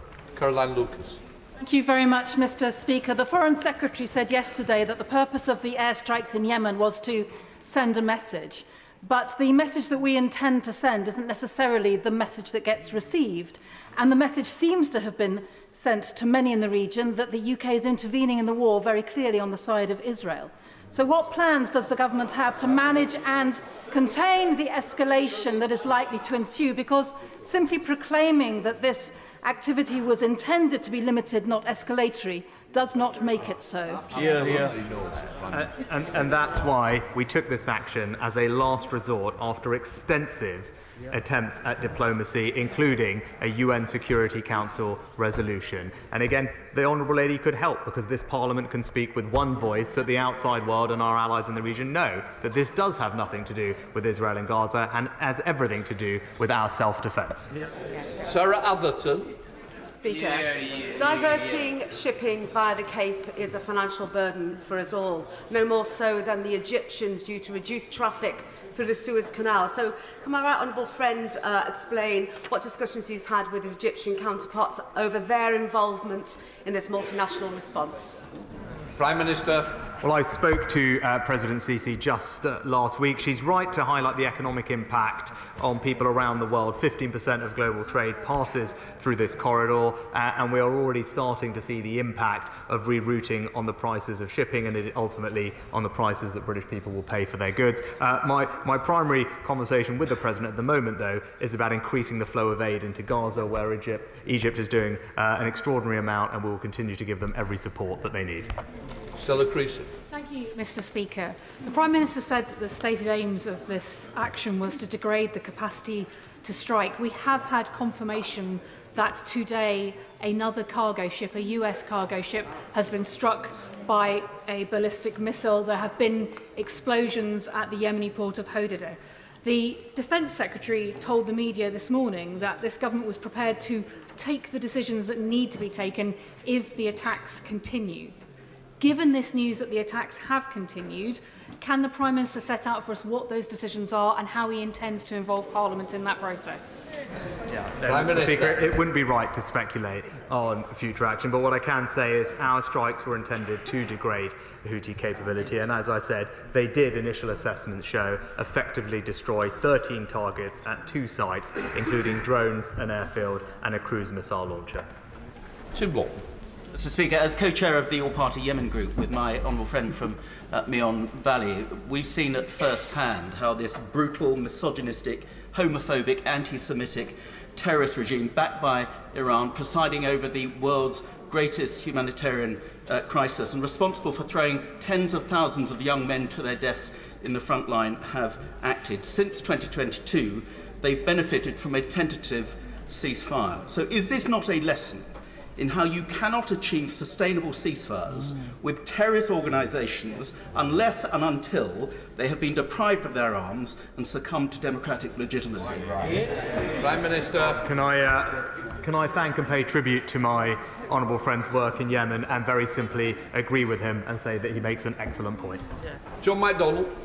I appreciate why the Prime Minister's not trying to link this to Gaza, but the reality is the longer the Gaza war goes on, the greater the instability in the Middle East will take place. It's nearly 100 days since he gave his first statement after the terrible, horrendous actions by Hamas. And he justified the actions this week with regard to protection of maritime rights. In that 100 days, 7,000 Palestinian children have been killed. What effective action is he taking to protect the right to life of Palestinian children? And what effective action is he taking to prevent what is in reality the indiscriminate killing of Palestinian children by the Israeli Defence Force? Prime Minister. Mr. Deputy Speaker, as I said, we are deeply concerned about the devastating impact of the fighting in Gaza on the civilian population. Too many people have lost their lives already, and that is why we continue to call for international humanitarian law to be respected and for civilians to be protected. It's something that I continually raise with Prime Minister Netanyahu when I speak to him, and it is why we're doing absolutely everything we can to get more aid into Gaza to help those children and everyone else affected by what is happening. Tobias Elwood. Thank you, Mr. Deputy Speaker. Could I very much welcome this robust statement, but also agree with proscribing the IRGC. Operationally, given the continued threat to international shipping and by extension to our own economy, will he consider tasking the carrier group, which is ready to deploy from Portsmouth to the Gulf? And more strategically, does he agree that interruption to our global supply chains underlines the symbiotic relationship between our security and the UK economy? If we are rightly to seek to play a greater role in upholding international law as our world becomes ever more contested, we do need to expedite upgrading our defence posture, not least in the maritime space.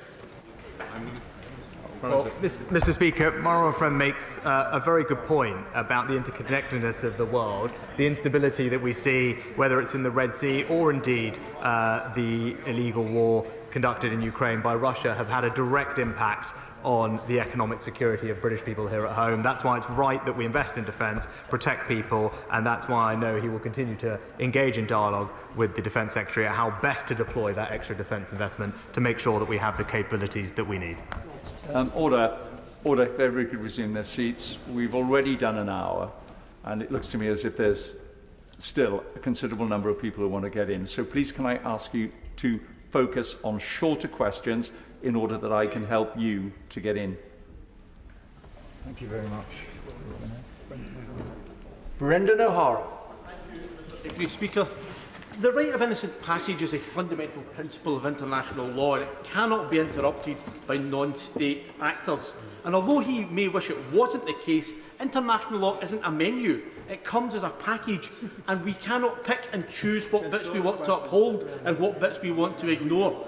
So the Prime Minister unable to see how ignoring Israel's egregious breaches in Gaza, while purporting to act in defence of it, in Yemen actually undermines international law and the rules-based order. No, Mr. Speaker. Israel has the right to act in self-defence against Hamas, which conducted a terrorist attack on them, and we continue to call for international humanitarian law to be respected and for civilians to be protected in that conflict. Sir Robert Buckland. Thank you, Mr. Speaker. I think this House should be in no doubt that conflating issues relating to Israel and Hamas is not a mature way to look at the problem that the Prime Minister had to look at last week. He's made the right decision on the evidence in accordance with law. The question would have been, had he failed to take that action, then he would be, I think, exposed to justifiable criticism in this House. In light of that approach that he's taking, with regard to Ukraine, and the work that we are doing to work with the Ukrainian government, will more be done to make sure that we can help our friends in Ukraine develop further their justice processes, which I think will, in the long term, improve the good governance of that independent country. Prime Minister. Can I thank my honourable friend? He makes an excellent point, and I'm pleased to tell him that the Attorney General is deeply involved in the work that he suggests, and we're particularly supporting the work of the Office of the Prosecutor General in Ukraine, but more generally the agreement that I just signed with President Zelensky ensures our mutual commitment to help him reform the administration and public administration in Ukraine, something that he's passionate and keen to do, and he will have our support in doing so. Stephen Doty. Thank you, Mr. Speaker. The Prime Minister has heard the support for limited targeted action against the Houthis. And I know when I listened carefully to what he said about the efforts to prevent civilian casualties, which was unfortunately an issue I had to raise many times in relation to the previous conflict in Yemen. But can he say, therefore, a bit more about what we are practically doing to ensure they are tightly targeted against Houthi military capabilities? And of course, he rightly made the point about that those are being done to protect civilian shipping. But could he say a little bit more about what we're doing to prevent civilian casualties? Minister.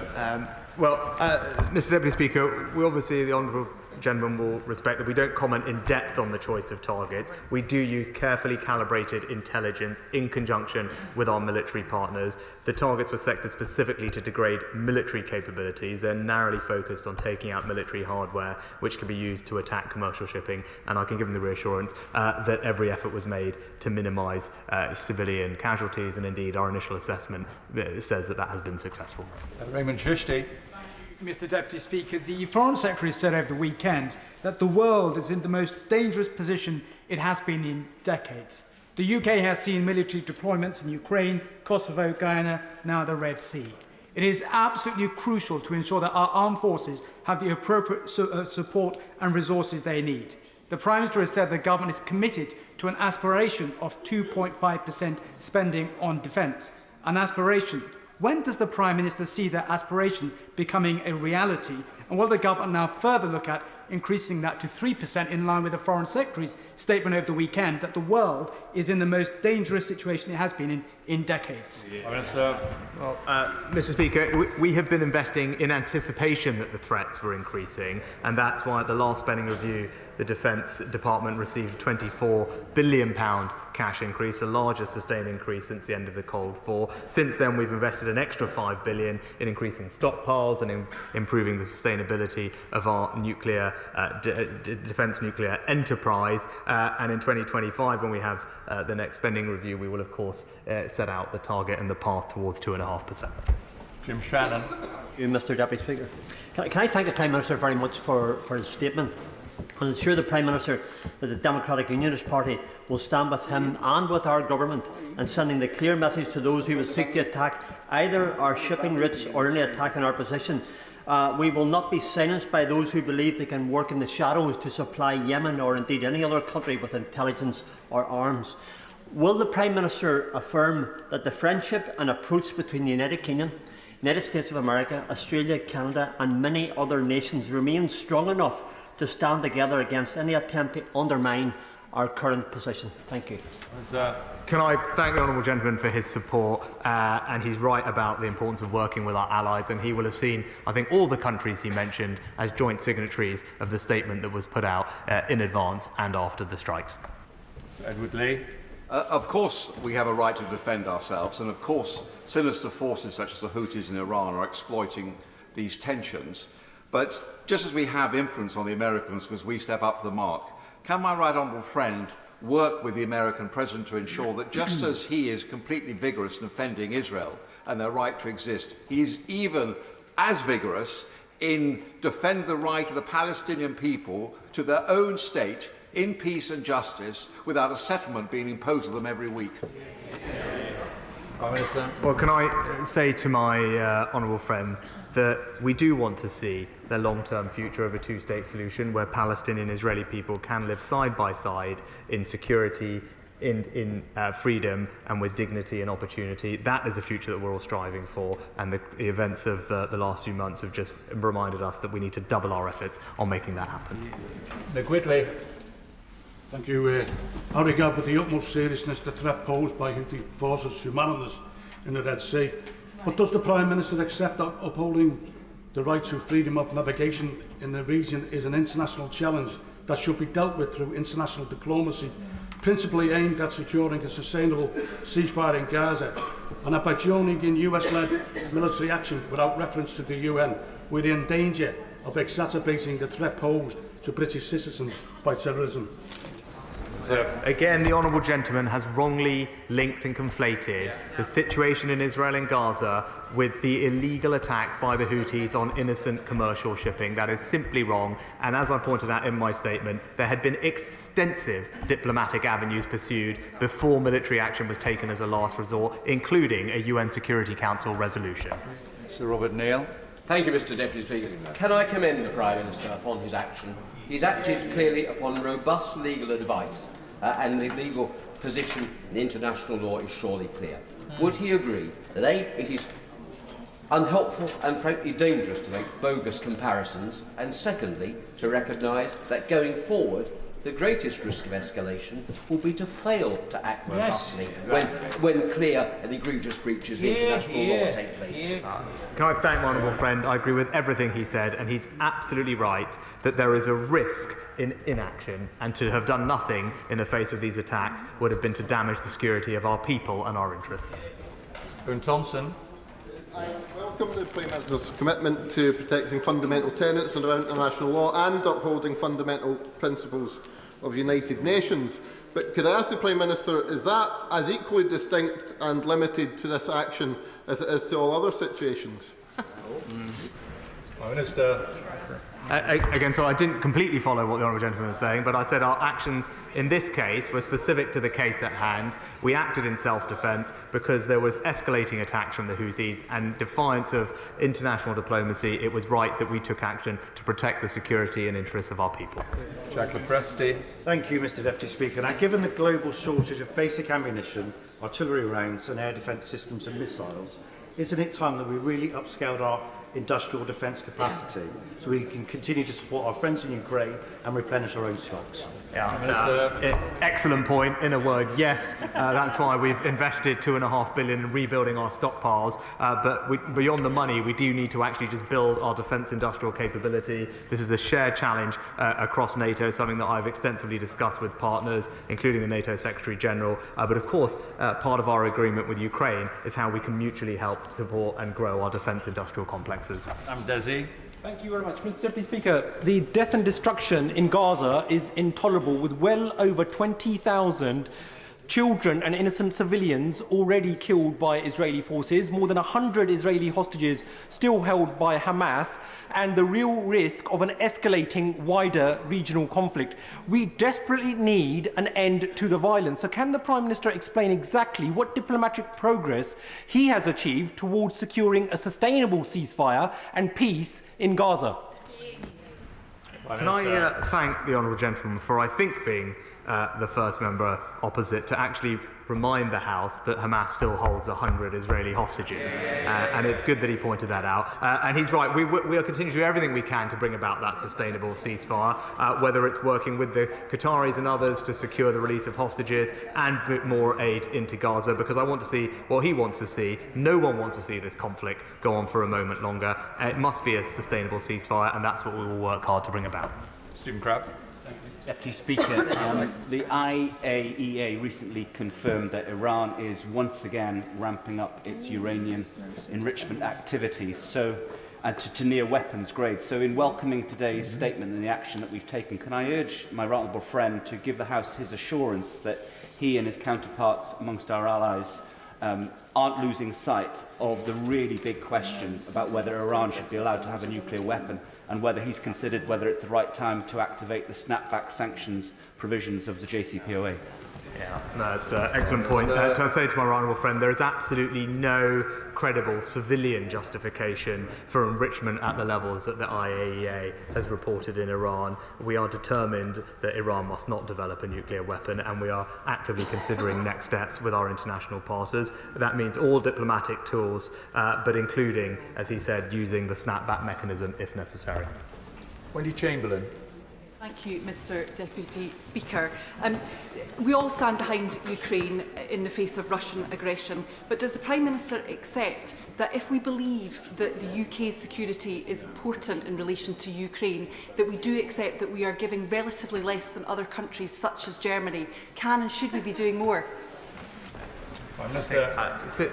So we should be proud of our record. We've been one of the largest contributors to the effort in Ukraine. But it's also important to recognise that we have consistently been the first country to act, and that has galvanised others. And that is an important role that Ukrainians especially recognise. I went through the capabilities that was true for, but again, crucially, we were the first country out of the 30 that promised to sign a security commitment. And as others follow, that will enhance and improve Ukraine's deterrent against Russia, and again it's something that we should be proud of. Matt Hancock. Thank you very much, Mr Deputy Speaker. Can I welcome the Prime Minister here opening himself up to democratic scrutiny, but can I also welcome the fact that he took the decision to act and took that heavy duty and responsibility before coming to this House, and it is folly to ask for a vote in advance of action, and it is in our national security that the Prime Minister can act, and that precedent goes a long way back, well before 2015 and 2018, the precedents he cites, but is the constitutional basis on which we defend ourselves as a country. Prime Minister. Can I thank my honourable friend for his support and his comments? And he's right, this is not a decision that I took lightly, and he was right to point out that publicising an action like this in advance could undermine the effectiveness of it and risk the lives. Look, of course it's Parliament's responsibility to hold me to account for such decisions, but it is my responsibility as Prime Minister to make those decisions. Harry Sherman. Mr Deputy Speaker, the Prime Minister may not be aware that, or perhaps he is aware that I am not the greatest expert on international relations, but I am a person that was born on August the 17th, 1940, when the German bombers were falling all over and I was sheltering in a shelter. And can I tell him that although I've been a Labour friend of Israel ever since I went to the London School of Economics, I don't trust Netanyahu's government, although I do support the limited action that he has announced. But could I say, as someone who was born in the Blitz, that I care very deeply about actions that might lead to an even greater conflagration in the Middle East. That is the danger. It seems to me is exactly what Putin and Iran wants. And please, let's be careful in these steps, although I do support the limited action. Can I thank the honourable gentleman for his comments and reassure him that the action we took, I believe, was necessary, but it was limited and proportionate and in keeping with international law, and that's the approach that we will always take in such matters. Jason McCartney. Thank you, Mr Deputy Speaker. I was proud to celebrate Christmas and New Year with Huddersfield and Colne Valley's vibrant Ukrainian community once again this year, just as I have done for many years. And they told me firsthand how proud and appreciative they are of the UK's steadfast support for Ukraine.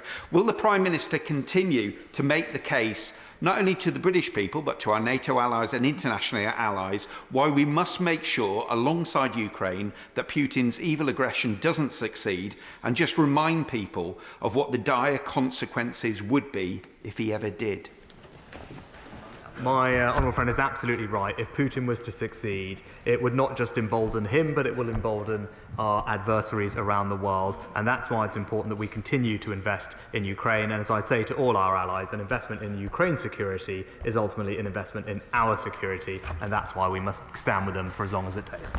Martin Doherty-Hughes. Thank you, Mr Deputy Speaker. The Government of Japan clearly brought the resolution to the UN last week for specific reasons, and it's a very detailed resolution which was voted on. And one part of it which they think is extremely important, of course, is part which, quote, is to deal with the root causes of the conflict in relation to Yemen. So maybe could I give the Prime Minister the opportunity to reflect again on the question posed by my honourable friend, the member for Aberdeen South. What is the government's plan now to play a part in the ending of that conflict? What comes next? Well, Mr Deputy Speaker, as I said previously, we are supportive of the Saudi-Houthi negotiations, of the deal that was announced in December by the UN Special Envoy. We've been in dialogue specifically with the Saudis on this issue, and we continue to want to see a lasting peace in Yemen brought through an inclusive political settlement. Maggie True. Deputy Speaker, and I commend my honourable friend on his decisive action. The threat posed by Houthi rebels to global trade demonstrates the importance of maintaining a well-resourced armed forces on land, sea and air. Given the current challenges in the recruitment and retention of service personnel, will my reputable friend consider further support for cadet units, such as those excellent ones in my constituency in Ilkeston and Long Eaton, to ensure that we have a trained supply of recruits who are ready and willing to serve? Can I say, that's an excellent idea, and can I pay tribute to all her local cadets for the incredible job they do, and I'm sure the whole House will have experience in their own constituencies of that. And I can say we're introducing a number of ways to improve recruitment in the armed forces and look at more innovative ways to attract people into it, and I know the Defence Secretary will have heard what she said with interest. Nadine Whittam. Mr Deputy Speaker, military action in places such as Afghanistan, Iraq and Libya, in which the UK has played a part, has frequently resulted in unintended consequences, triggering further cycles of conflict in and around these countries. Will the Prime Minister accept that the US and the UK bombing Yemen risks escalating tensions at a time when violence is spreading in the Middle East? And will he commit to allowing Parliament to vote on any further action?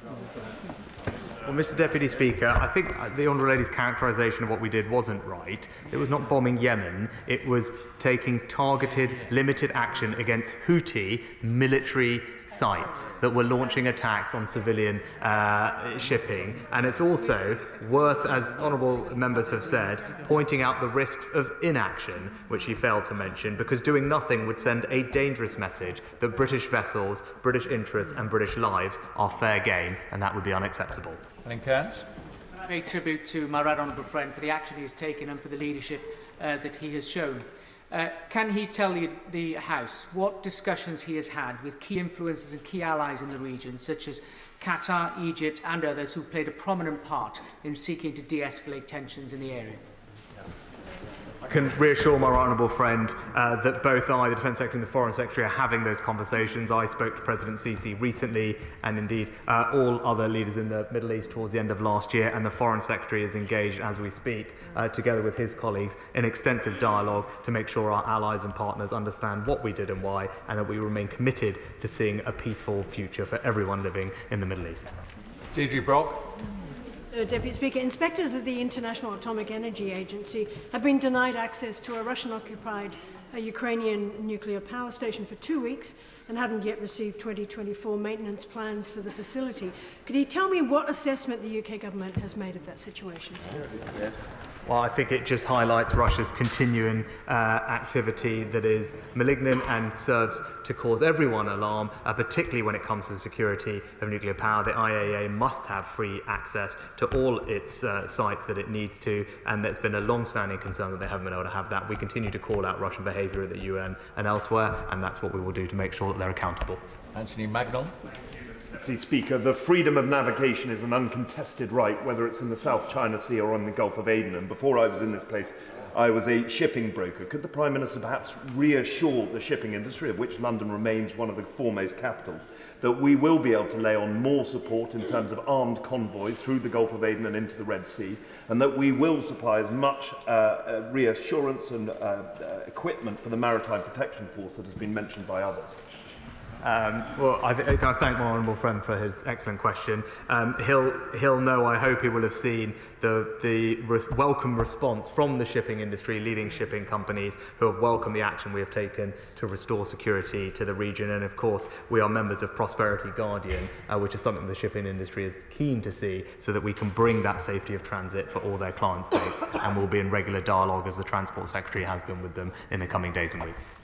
Ali? Thank you, Mr. Deputy Speaker. Since the outbreak of war in Gaza between Israel and Hamas, as well as the crisis in shipping security, which has now led to the UK military response to protect British interests, fighting between Hezbollah and Israel is intensifying, risking a wider escalation engulfing Lebanon, Iraq, Syria and other countries. Can the Prime Minister be more specific and tell the House exactly what he's doing, working with the US and regional partners to bring an end to the war in Gaza and stop a full-blown regional conflict that we are all very concerned about? Mr. Deputy Speaker, what we are doing is calling on Hamas and using our influence with their partners in the region to release hostages, and making sure that we get as much aid into Gaza in the interim, because we know that there's a need for it. We're concerned by the impact it's having, and again, the UK is playing a leading role in alleviating that suffering. Neil Hudson.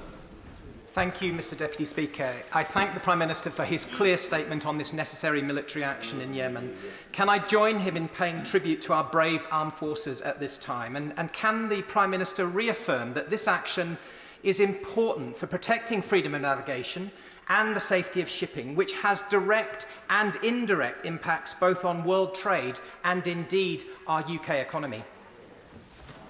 My honourable friend is absolutely right to point out the impact of what's happening in the Red Sea on British families at home. 15% of global trade passes through this corridor, and as we are seeing, if they have to reroute, that will have a direct consequence on the prices that British families pay. And as we saw with the Ukraine and Russia situation, we can't ignore what is happening. We need to act to protect British people and ensure their economic security.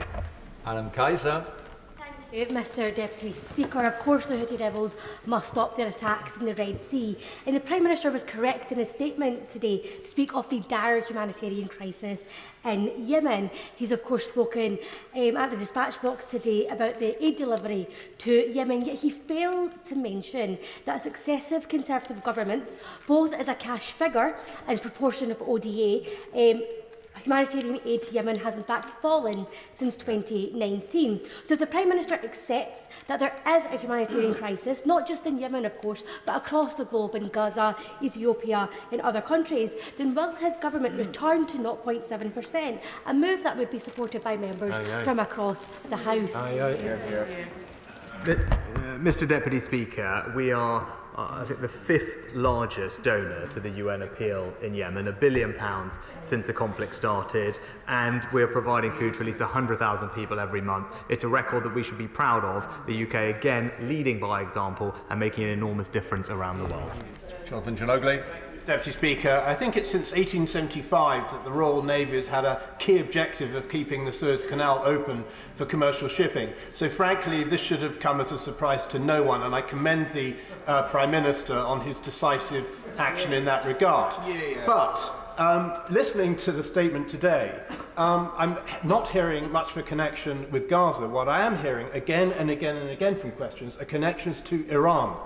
And it's easy looking at the symptoms, but the causes also need to be looked at. And could I just ask my right honourable friend if he's going to be working with our international allies to deal with the question of Iran?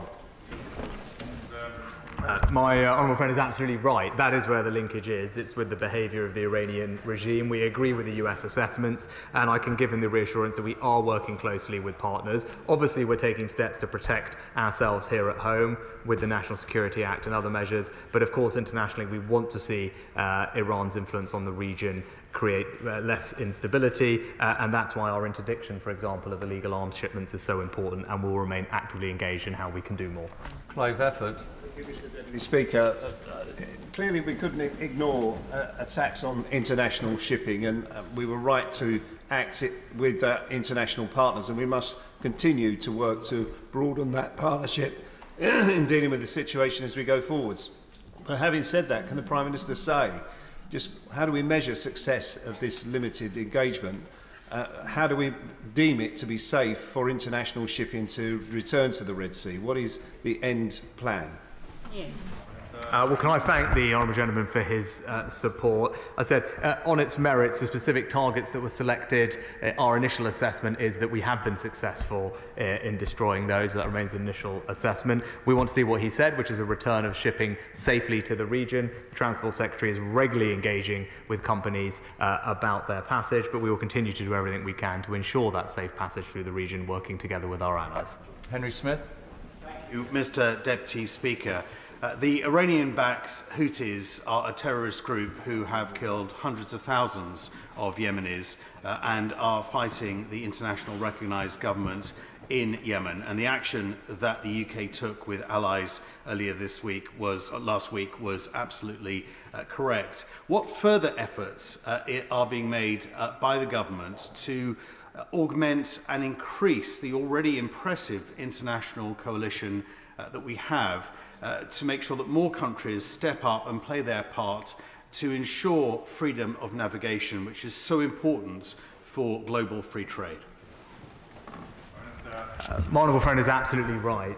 And we will continue to engage diplomatically to broaden that coalition. Already, as he knows, 14 countries signed the statement, UN Security Council resolution, but ultimately everybody is impacted when freedom of navigation is imperilled, as it is, not just for the security of their citizens, but also because of the shock to their domestic economies from higher inflation. And so I'm confident that we will continue to have a broad coalition for condemning what the Houthis are doing and calling on them to desist.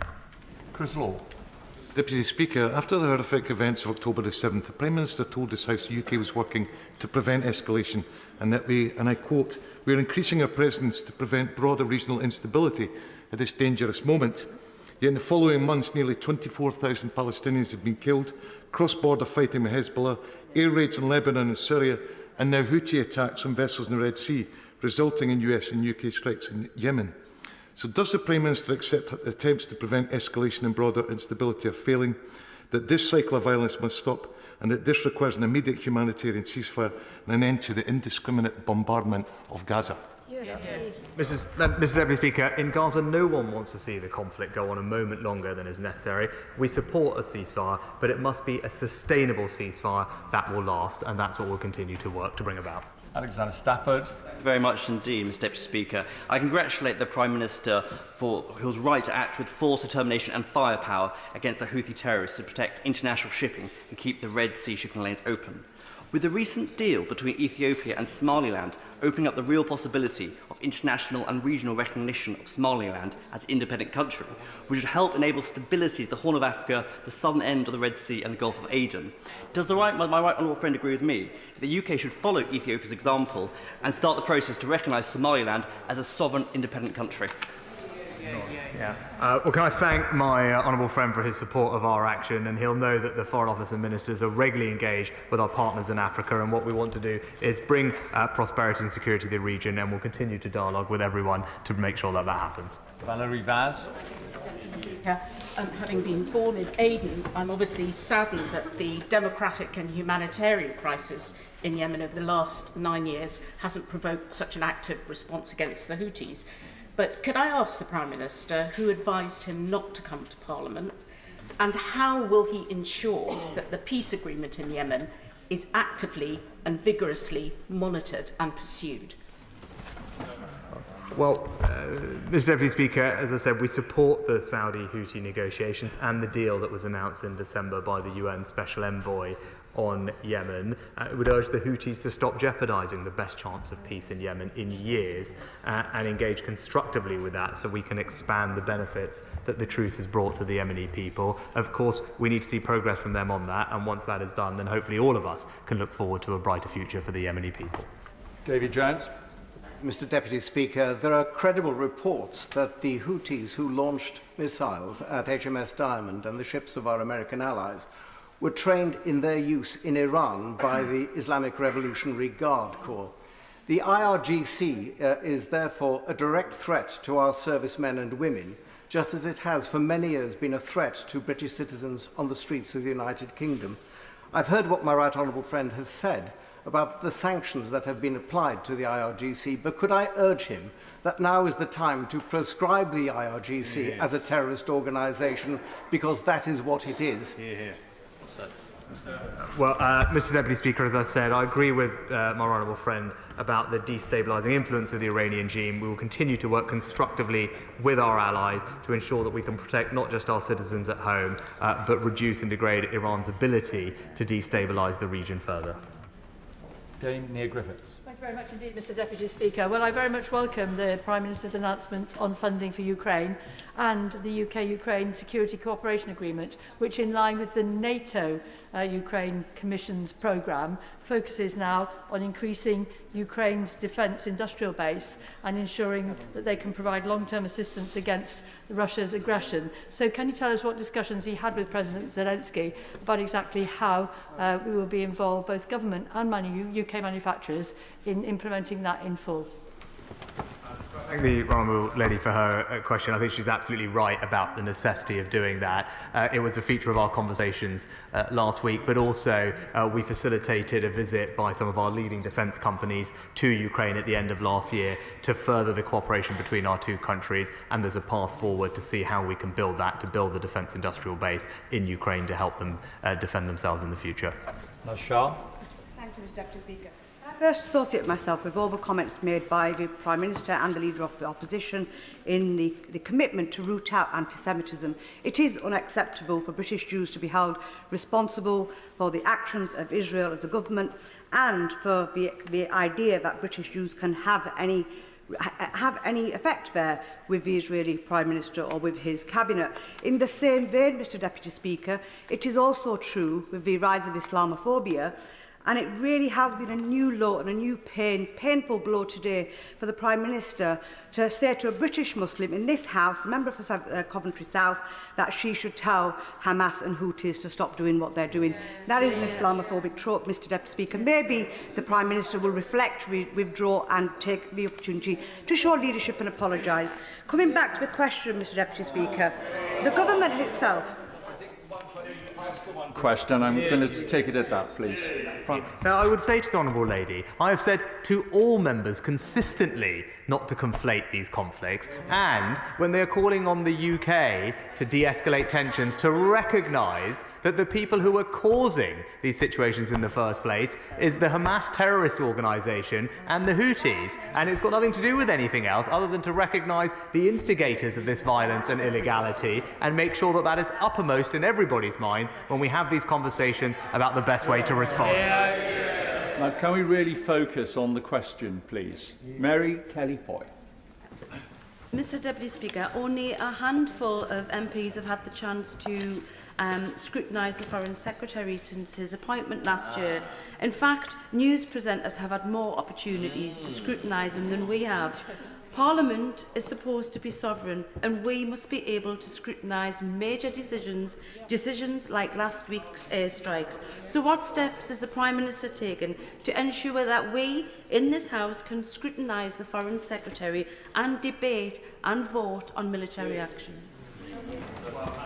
Mr. Deputy Speaker, my honourable friend has made regular statements over the past couple of months about foreign affairs. I am here answering questions about the actions last week, and the Procedure Committee is actively looking at how we can ensure proper accountability and scrutiny, as indeed I gave evidence on that particular topic at the Liaison Committee in December. Vera Hobhouse. Deputy Speaker, we must support the recognised Yemeni government, not least by helping them to address the huge problems of malnutrition and hunger. The government has slashed aid by almost £200 million. Now, he has already answered several questions on humanitarian aid, but can I ask him directly, will he reverse the cuts to the aid budget in order to address the human suffering in Yemen, which only fuel the success of the Houthi terrorists? I was proud that we hosted a food security summit, which was warmly welcomed by vulnerable countries last year. But perhaps the honourable lady could tell the House how she would propose to pay for the £5 billion increase in the aid budget that she is proposing. Rachel Maskell. Thank you, Mr. Deputy Speaker. While the Prime Minister has clarified that the strikes in Yemen are disassociated with Gaza, the Iranian arc has drawn a different conclusion, not least as the strikes took place on the same day as the ICJ case brought by South Africa. We know the only way forward is de-escalation in the light that assaults continue in the Merchant Navy and assaults in Gaza continue also over the weekend. When will he condemn the attacks by Israel on civilians and call for an immediate ceasefire? Well, Mr. Deputy Speaker, I've addressed that previously, but with regard to South Africa's referral of Israel to the ICJ, that development is unhelpful. We don't agree with it, and I don't believe it is right. As we've previously stated, Israel does have a right to take action in self-defense against Hamas, and it's important that it does that in accordance with international humanitarian law, and we will continue to make that point to them. Richard Bergen. Thank you, Mr. Deputy Speaker. We're now in a very dangerous moment where the war in Gaza risks spreading into a much wider and even more deadly war across the Middle East. There is a real risk our country finds itself in yet another war in the Middle East that it cannot get out of easily. To avoid any wider war, don't we now need an emphasis on de-escalation and diplomatic efforts? And doesn't the need to seek such a wider diplomatic solution make it more urgent to be pushing for a ceasefire in Gaza? Mr. Deputy Speaker said no one wants to see the conflict in Gaza go on a moment longer than is necessary. We support a ceasefire, but it must be a sustainable ceasefire that will last. And that means Hamas no longer in power in Gaza, no longer able to threaten Israel with rocket attacks and other forms of terrorism, and Hamas simply does not represent the Palestinian people's legitimate aspirations. Kevin Brennan. Thank you, Mr. Deputy Speaker.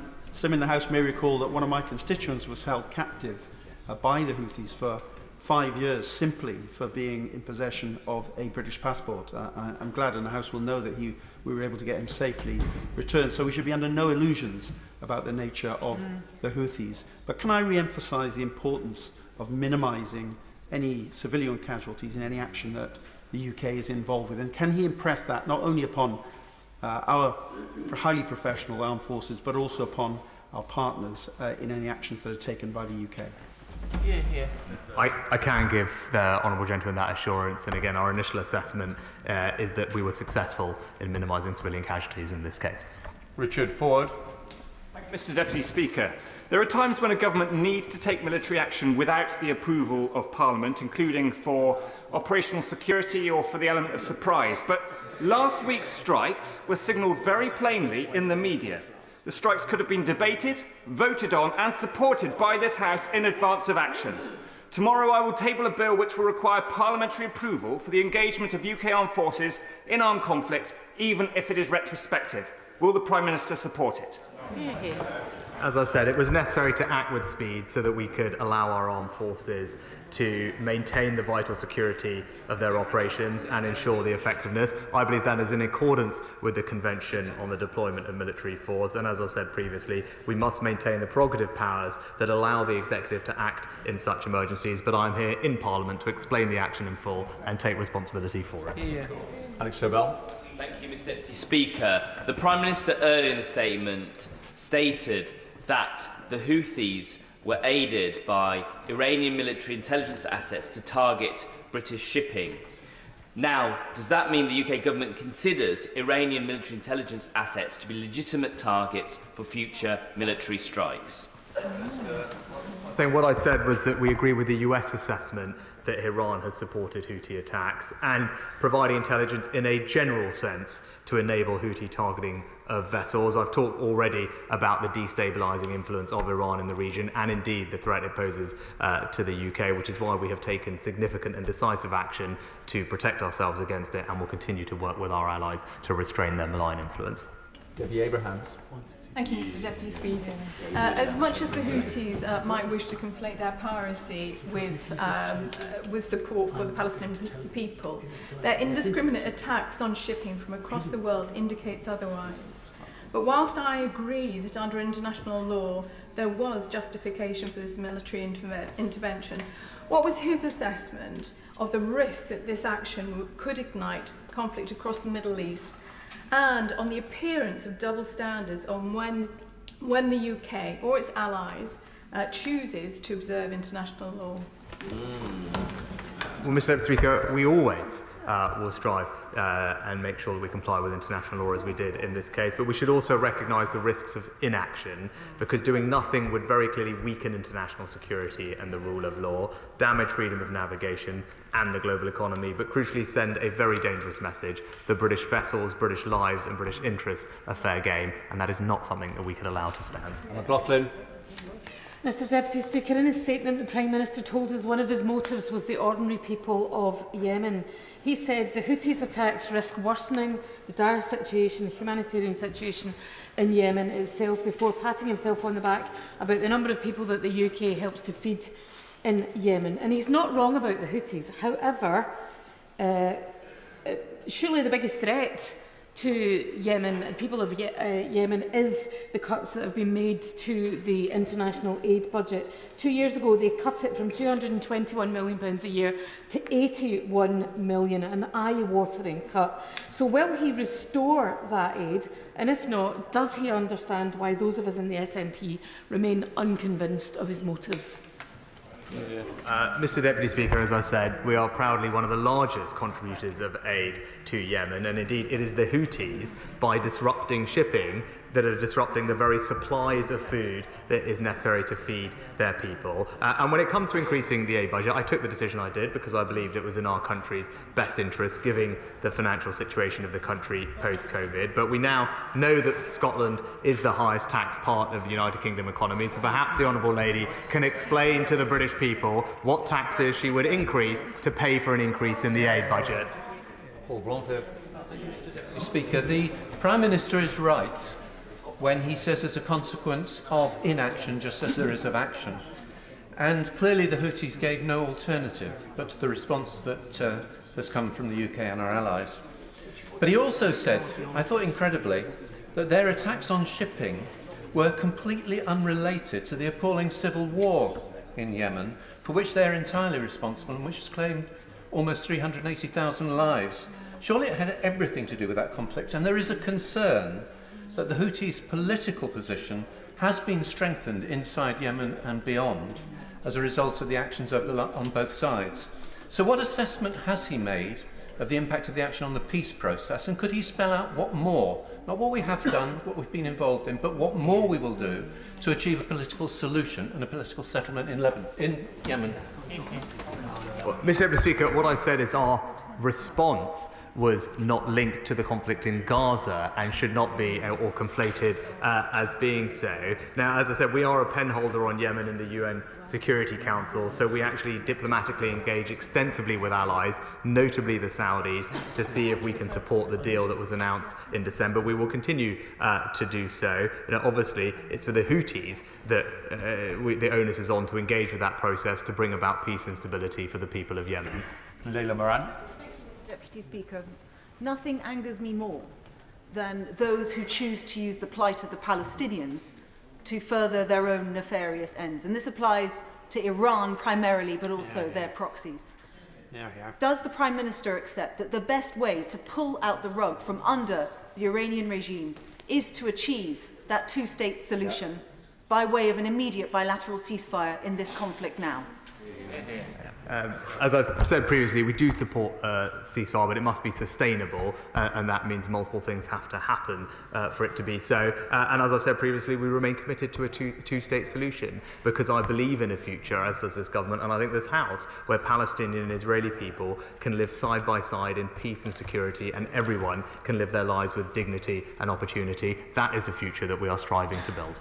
Matt Weston. Thank you, Mr Deputy Speaker, and can I welcome the remarks from the Prime Minister about the situation in Ukraine and our commitment to that. But in the Middle East, the escalation and conflagration of the situation there has seen obviously just beyond the 23,000 deaths of civilians, including children, is really quite shocking, but it's now extending to a crisis of other nations more widely and across the world.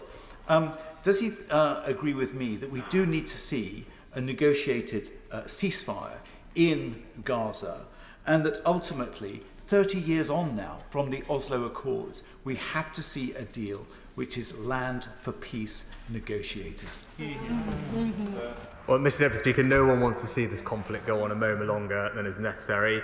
we support a ceasefire, but it must be a sustainable ceasefire that will last, and that means Hamas releasing hostages, but also no longer able to threaten Israel with rocket attacks and other forms of terrorism. And in the meantime, we will do everything we can to get more aid into Gaza. Brian. Thank you, Mr. Deputy Speaker. It's obvious that the longer the conflict in Gaza goes on, the greater number of innocent civilian casualties will be, and the greater the risk of wider escalation in that region. Isn't it the case, if the UK is to be seen as an honest broker, as well as rightly condemning Hamas, the Prime Minister needs to call out Israel for clear breaches of humanitarian law, call for an immediate ceasefire, and also, instead of actors like China, who are now calling for an international conference to set a timetable for a two-state solution, wouldn't it be much better if the UK was actually doing something constructive to get that two-state solution in place? Good question. We continue to call for international humanitarian law to be respected and for civilians to be protected. Too many civilians have been killed, and as has been clear, Israel should do more to ensure that its campaign is targeted on Hamas leaders and their operatives. Westminster. Deputy Speaker. Fareya Al-Muslimi, a research fellow at Chatham House, has argued the attacks on Yemen will have the opposite effect, instigating a widened Houthi campaign, including attacks on US and UK installations across the Arabian Peninsula. So can I ask the Prime Minister, if the Houthi operations continue, as they have done in the last couple of days, and UK and US military responses persist, what is the end game? And how much death and destruction is this country risking if we do not prioritise the cessation of military action in Yemen and the Red Sea, but also, crucially, in Gaza, the West Bank and Israel? Mr. Deputy Speaker, the Honourable Lady talks about the cessation of military action in the Red Sea. It is the Houthis that are conducting illegal strikes on civilian shipping, and to do nothing in the face of that, I think, would be to weaken our security and leave British interests and lives at risk. Alan Dorrance. Thank you, Mr. Deputy Speaker, and good afternoon. Mr. Deputy Speaker, we've seen from earlier events in Iraq, Libya and elsewhere that United Kingdom and United States military intervention has resulted in destabilisation and subsequent civil wars with massive loss of civilian life. What, if anything, is the Prime Minister making in terms of diplomatic efforts to prevent this happening in Yemen? Mr. Deputy Speaker, as I've pointed out previously, several countries, 14 of which signed a statement earlier this year calling on the Houthis to desist what they were doing and said there would be consequences, and we've had a UN Security Council resolution condemning Houthi activity and noting the right of states to take self-defence, and that's what we did. We acted in a proportionate and necessary way in a direct threat to UK vessels and therefore to the UK itself. Emma Hardy. Thank you, Deputy Speaker. Many people are deeply worried about the escalation of hostilities and growing instability across the region. There must be an accelerated determination to bring about an urgently needed ceasefire in Gaza and hostage release. And if the bombing doesn't deter the awful actions of the Houthi rebels, what is the Prime Minister's plan B? I'd say to the Honourable Lady as well, there is in all cases a risk of inaction. In the face of attacks on civilian lives, British interests, it would have been wrong to do nothing. There have been extensive diplomatic activity, and this military action was limited, it was proportionate and necessary, and it was in self-defence. I believe that was the right course of action, and to do nothing would have been to be wrong. Gavin Newlands. Thank you very much, Mr. Deputy Speaker. The Prime Minister said earlier, quite rightly, that we must condemn the Houthis and their illegal strikes on innocent civilians to protect the rule of law. So will we also condemn Israel and illegal strikes against innocent civilians, including 10,000 dead children, to protect the self-same rule of law? Yeah, exactly. As I've said repeatedly, we are deeply concerned about the devastating impact of the fighting in Gaza on the civilian population. Too many people have lost their lives already, and there is a desperate need to increase humanitarian support to Gaza. That is what we're doing, and calling Israel to abide by international humanitarian law and to do everything they can to protect civilian life. Andy Slaughter. Thank you very much, Mr. Deputy Speaker. This is there's a greater conflict in the Middle East now than there has been for many years. In Lebanon, Syria and Iraq, as well as Yemen, Israel and Palestine, much of it stoked by hostile actors. The Prime Minister has told us what his military response is presently. What specifically diplomatic initiative is he pursuing to promote Britain's historic role towards peace in the Middle East? Well, the honourable gentleman will know I was one of the first foreign leaders to visit the region after the attacks and meet with all the leaders from across the region, including all the Arab states and President Abbas from the Palestinian Authority. And we are working with them to make sure that they have the capability for a post-Gaza future and how best to deliver that, as well as working with other Arab partners about increasing the supply of aid in and working towards a more peaceful long-term future. Christine Jardine. Thank you very much, Mr Deputy Speaker. The Prime Minister is right to point to the consequences for all of our constituents of these direct attacks on shipping by the Houthi. He's also right to talk about the dangers of inaction. But can I add my voice to those today who have pointed to our inaction in this place towards the Iranian Revolutionary Guard? And we see the malign hand of Iran throughout the Middle East now, creating situation after situation. So does the Prime Minister not think that the time has come to prohibit the Iranian Revolutionary Guard and describe them as a terrorist organisation?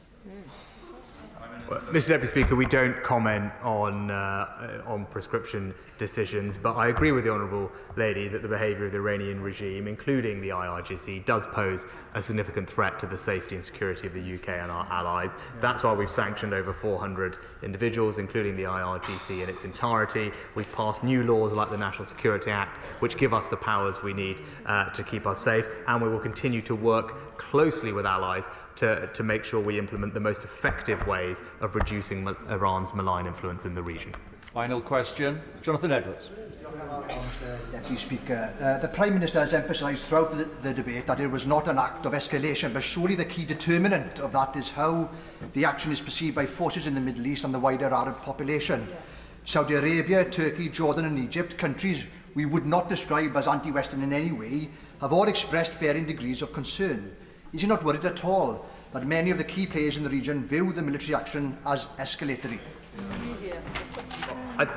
I don't believe that we can outsource our foreign policy to the perception of what other countries might have. And we should recognise the risks of inaction. To do nothing, as I've said, would be to weaken international security and the rule of law. It would further damage freedom of navigation and the global economy, including those for British families here. And crucially, to do nothing would send a dangerous message that British vessels, British interests and British lives are fair game. And that would be completely unacceptable. And that is why it's right that we acted. I'd like to thank the Prime Minister for his statement today and responding to questions for just 5 minutes short of 2 hours. Thank you very much. Point of order, Zara Sultana. Order, Mr Deputy Speaker, and in line with the House's rules, I informed the member in question that I would be referencing him. In the previous statement, the member for Brigg and Goole implied that I had just, and I quote, given a free pass to the terrorists who carried out the October the 7th attack. Mr Deputy Speaker, that claim is grotesquely untrue. My question to the Prime Minister in no way had that implication. I was calling for a de-escalation in the region and for an immediate ceasefire, and his accusation is absolutely untrue. In this House and elsewhere, I have repeatedly condemned the actions of Hamas and called for the release of all hostages. Moreover, the member's gross accusation is playing to a racist trope, implying that because I am a Muslim, I support Hamas. So with rising Islamophobia and racist tropes asking British Muslims to prove their loyalty, can I ask you for guidance on how to get a full retraction and apology from the member for Brigg and Goole? Further to that point of order, Andrew Percy. As loath as I am to engage in this silliness, let me be absolutely clear. Let me be absolutely clear to the Honourable Lady. Not only did I not reference her, I have on numerous, if she would let me, if she'd listen to the response, on numerous occasions I have said too many people have failed to call out what I think is unacceptable. I've said that before. I'm not going to stop saying that I think people have given a free pass on occasions to behaviour and have not dealt with this with a fair hand. That is an open point of debate. I have called people out on my own side for that. If she could sit here and listen to me, it has absolutely nothing to do with the thing. But I don't want to engage in this silliness. So I will say to the Honourable Lady, I have absolutely no intention of inferring at all that she is in any let me respond, that she is in any way in support of any of that. I'm sure she isn't. I never said that. I would never say that. But I'm also, Mr Deputy Speaker, not going to not say what I think on issues in this House and call out what I think is on this issue too many people in this place giving a free pass to one side whilst not acknowledging the horrors that the other side suffered. Thank you. I'm going to allow that on both sides to stand on the record. Leila Moran, point of order. On a point of order, Mr Deputy Speaker, I'd like to seek your guidance on the Parliamentary Convention regarding the deployment of UK armed forces for armed conflict. The Prime Minister will have heard the consternation from members across the House about MPs having a say on this deployment to troops in the Red Sea. There is a convention that was forged in the fire of the Iraq war debates that this House has its say in advance of any military action. This was confirmed on the floor of this House on the 10th of March 2011 under the then Prime Minister, now Foreign Secretary Lord Cameron, when the Leader of the House said, and I quote, "We propose to observe that convention except where there is an emergency and such action would not be appropriate." Now, we are told that these strikes have to be debated, were about to happen for weeks, so it's not an emergency. And the Prime Minister mentioned a process in 2015, I presume, to do with Iraq. But in that justification on the floor of this House again, the Minister said that it was not military action. In fact, it is only the 2018 lack of vote and debate that is the aberration since 2002. So the question I have for you, Mr Deputy Speaker, is does this Prime Minister observe the convention, and what is the guidance for this House, what is the process to ensure that we can hold the government to account on this matter that should have urgent consideration? I'm grateful to the honourable member for her point of order and giving me advance notice of it. Since 2011, the government has recognised the convention that before troops are committed, this House should have an opportunity to debate the matter. The government has undertaken, in the Cabinet Manual and in statements to this House, to observe that convention, except when there is an emergency and such action would not be appropriate.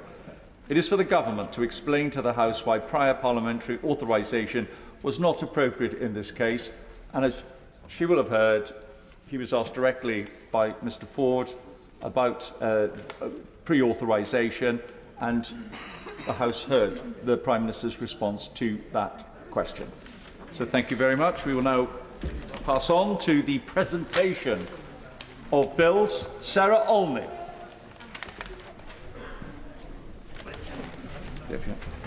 And the bill.